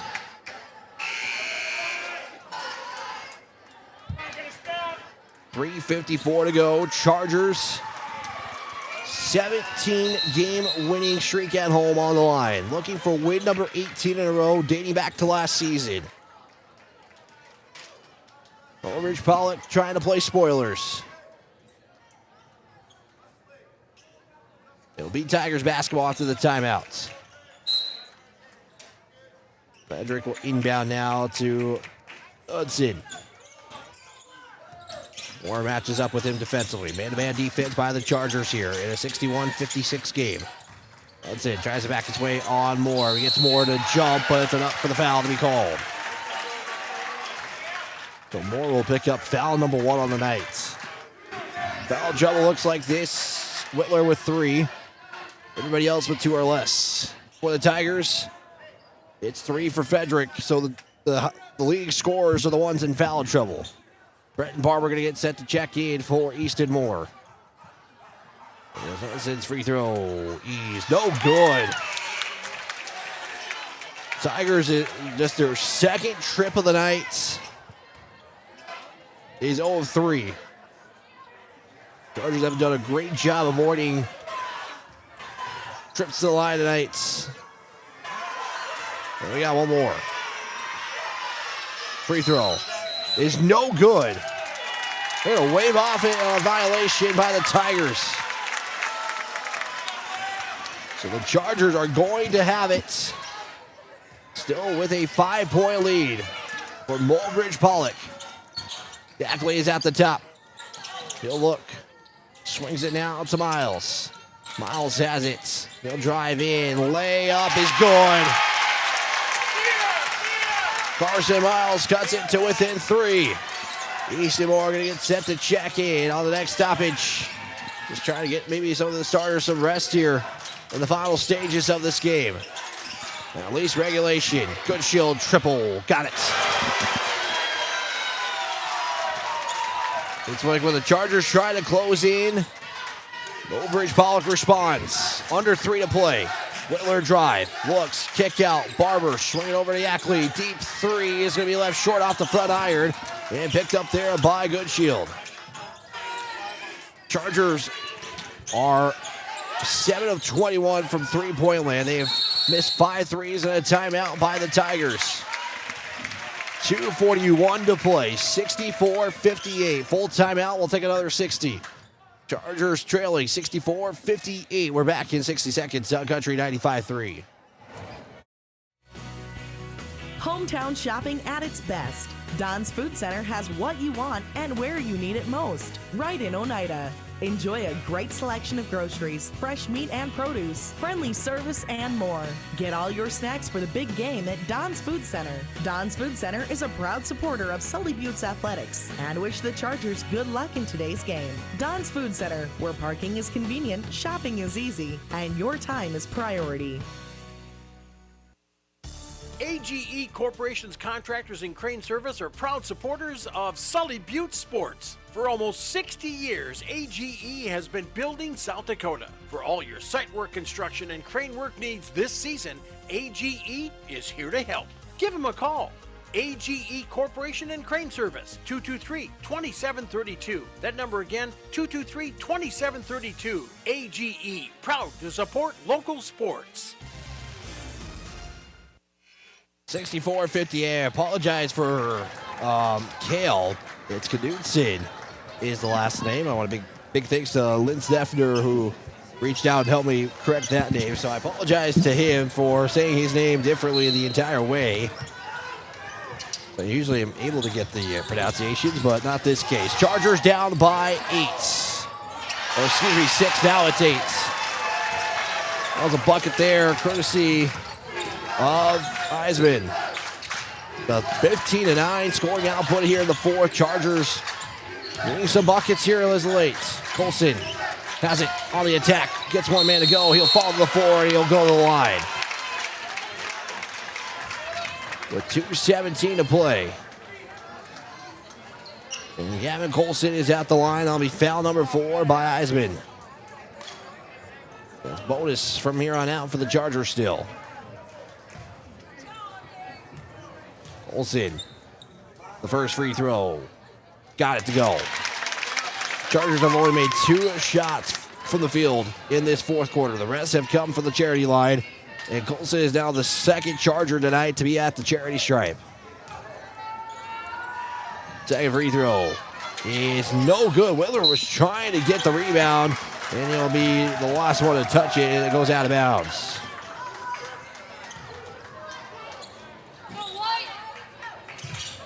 .250 to go. Frederick and Whitler, the 2 highest scorers tonight for their teams respectively. On the drive, Frederick layup, leaves it short. Whitler brings it down for the rebound. Whitler's going to try to push the pace. It's a 5-on-3. Whitler goes all the way in, an offensive foul.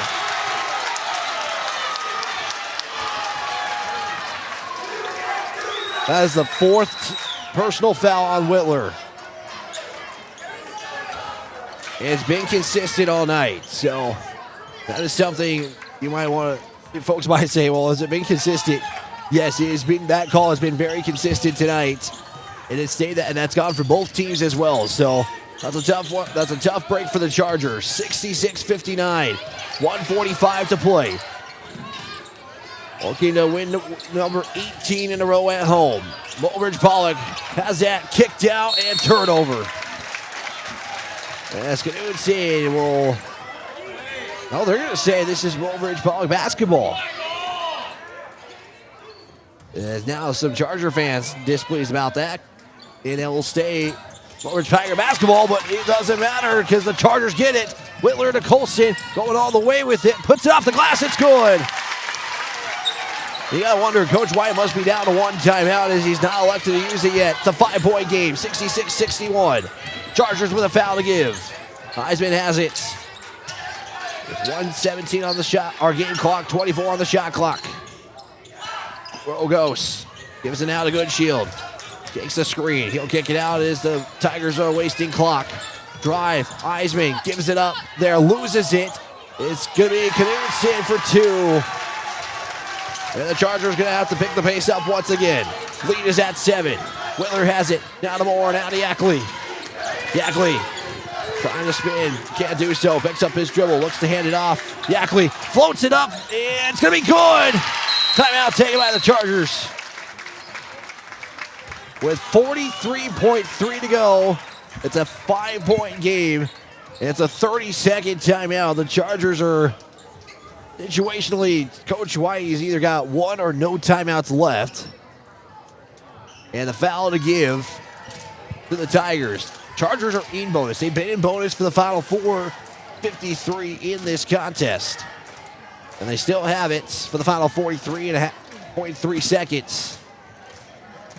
We'll see what the Chargers, they're going to go the more aggressive approach on the inbound for the Tigers, or are they going to try to just maybe hope that the Tigers make their own mistake like they just did a few moments ago? Coach White took the timeout. And I believe they either have one or no timeouts left to the Chargers. 17-game winning streak at home is on the line for Sully Buttes on this February 12th of 2026. Full court press being shown by the Chargers. Inbound is going to be Krogos. Inbound will go to Good Shield. Now it goes back down to Krogos. Chargers trying to avoid spending that foul, and that'll be the case. They do. And so that was the final foul to give with 37.3. And give that foul off there to Easton Moore. Whitler would have been fouled out of the game.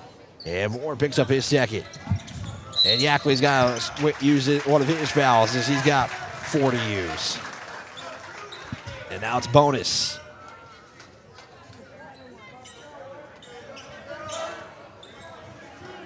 The Tigers have not made a free throw all night long. One was waved off due to a violation.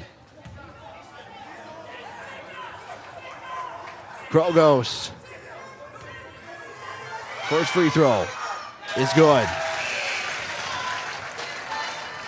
And Eisman will check in. This makes it that much more difficult for Sully Buttes. And we got one more. It's good. 70 to 63. Chargers trying to go quickly here. Yackley's just going to catch and fire the three. No good. And Krogos has got the rebound. And that probably is going to do it. A foul just to extend this game, but this could be the dagger.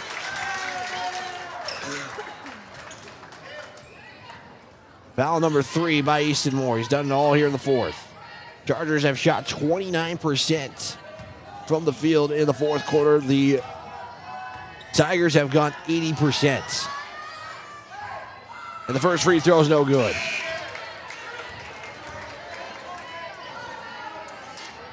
Four changes to the lineup. Goodchild checks back in. And one more free throw. Eisman. This is the second. It is rebound by Frederick. And that is probably going to do it. 19.4. And more free throws on the way as Gavin Colson will pick up the foul. A hard-fought game between both these two teams. We ended up with 5 lead changes, 2 ties. And Knudsen got the line and makes the first.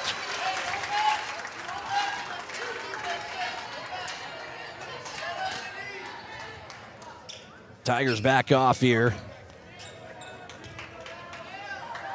And it's going to be a tough one for the Chargers to swallow. And the second one's no good. Whitler gets the rebound.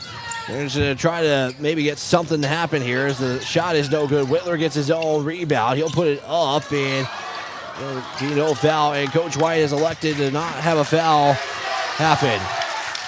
17 in a row is as far as the Chargers can go. Dating back to last season, in one of the more difficult places for a small school to come in and win in. The Tigers have done it. Big thanks to Jeremy running the camera. We're going to take a 2-minute break, recap this game. Chargers fall 71 to 63. We're back after this 2-minute timeout on Country 95.3. Terry and Peggy Barber and family with Red Spray Service in Pierre, Oneida would like to wish the Sully Buttes Chargers good luck with tonight's game and all season long. Call Red Spray Service today at 258-2743 for all your aerial application and retail chemical sales needs. The Barbers would like to remind you what Henry Ford once said: that when everything seems to be going against you, remember that the airplane takes off against the wind, not with it. When connection matters, it's not just about speed, it's about people. At Venture Communications, you get 100% fiber internet, dependable phone service, and streaming options that fit your life. All supported by friendly local teams who live and work in your community, ready to help anytime. From everyday moments to the ones that matter most, Venture is here to keep you connected. Call 605-852-2224 or visit venturecom.net. Building new, remodeling a little or a lot, or replacing the old with the new, Oliver Construction in Oneida is reliable, honest, and affordable in helping you make your house the home you've always dreamed of. Large or small, inside or out, give Oliver Construction a call at 295-2289 for all of your home construction and remodeling needs. Oliver Construction, 295-2289. Score big on your next vehicle purchase with Lamb Motor Company in Oneida and Gettysburg, Lamb Chevrolet and Implement in Oneida, and Lamb Auto Sales in Pierre. Check out their large selection of new and pre-owned cars, trucks, and SUVs at any one of their locations, or go online to lambmotor.com. That's LAMBMOTOR.com. Or give them a call today at 800-952-2222. Lamb Motor Company of Oneida and Gettysburg, Lamb Chevrolet and Implement in Oneida, and Lamb Auto Sales in Pierre.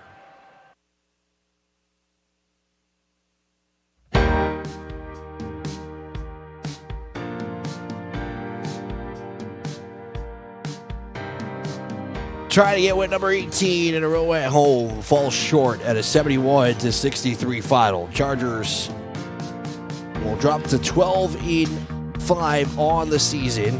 Mobridge-Pollock improves to 10-5 on the year with just a couple of weeks left of the regular season for the boys, as they got next week and the week after to conclude the regular season. And taking a look at how things kind of developed in this one. It was 2016 Mobridge-Pollock after one.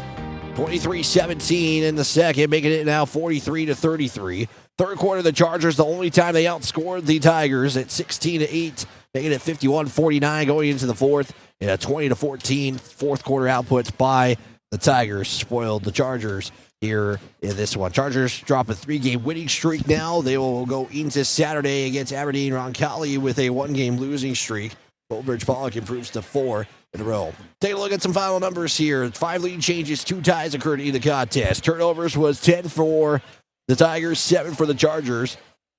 It was 30 of 48 from the field for the Tigers, 8 of 18 from three-point land, and 3 of 9 from the charity line. For the Chargers, 24 of 62 from the field, 8 of 14 from three-point or from the line, and 7 of 22 from three-point land.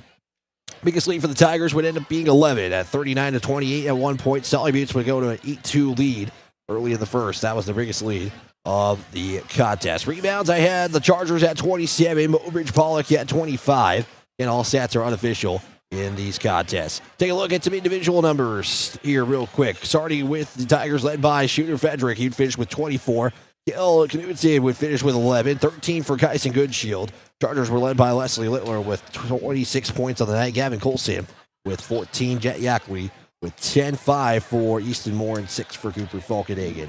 Gotta give you your Yackley Ranches player of the game. It's going to go to Wesley Whitler. He finishes the night with a double-double at 26 points and 11 rebounds. And your Colson Farms unsung hero of the game. You might not have heard this name a lot, but made an impact on the court. We gave that tonight to Jet Yackley. Finishes with 10 points. Got the three-point shooting. Kind of came back a little bit, but you would hope maybe to see more threes. But 7 of 22, not a bad shooting night from three-point land. But you know the Chargers have done more with the three-point land. But sometimes you go through those stretches of a season and there's still a couple of weeks left for Sully Buttes basketball. Speaking of which, we're back on the air on Saturday, starting at 3:30. He's going to be Sully Buttes girls taking on James Valley Christian. That's a 3:30 start. It'll be followed by a doubleheader with the Sully Buttes boys taking on the Aberdeen Roncalli in this one. So the Chargers are right now going to try to regroup as Mobridge-Pollock and JB Varsity goes 4-0 And we'll have more action on Saturday. We'll have that coverage for you. Pregame about 3:15 guest start time. And we'll have that coverage here on YouTube and on KLXS Pure Country 95.3 as we are in that 9 o'clock hour on KLXS Pure Country 95.3 online at Country 95.3 Sports. For Jen back in the studio, big thanks to Jeremy as always running the camera. I'm Wyatt Barichka. Hopefully you stay safe, drive well. God is good. God bless. Have a good night.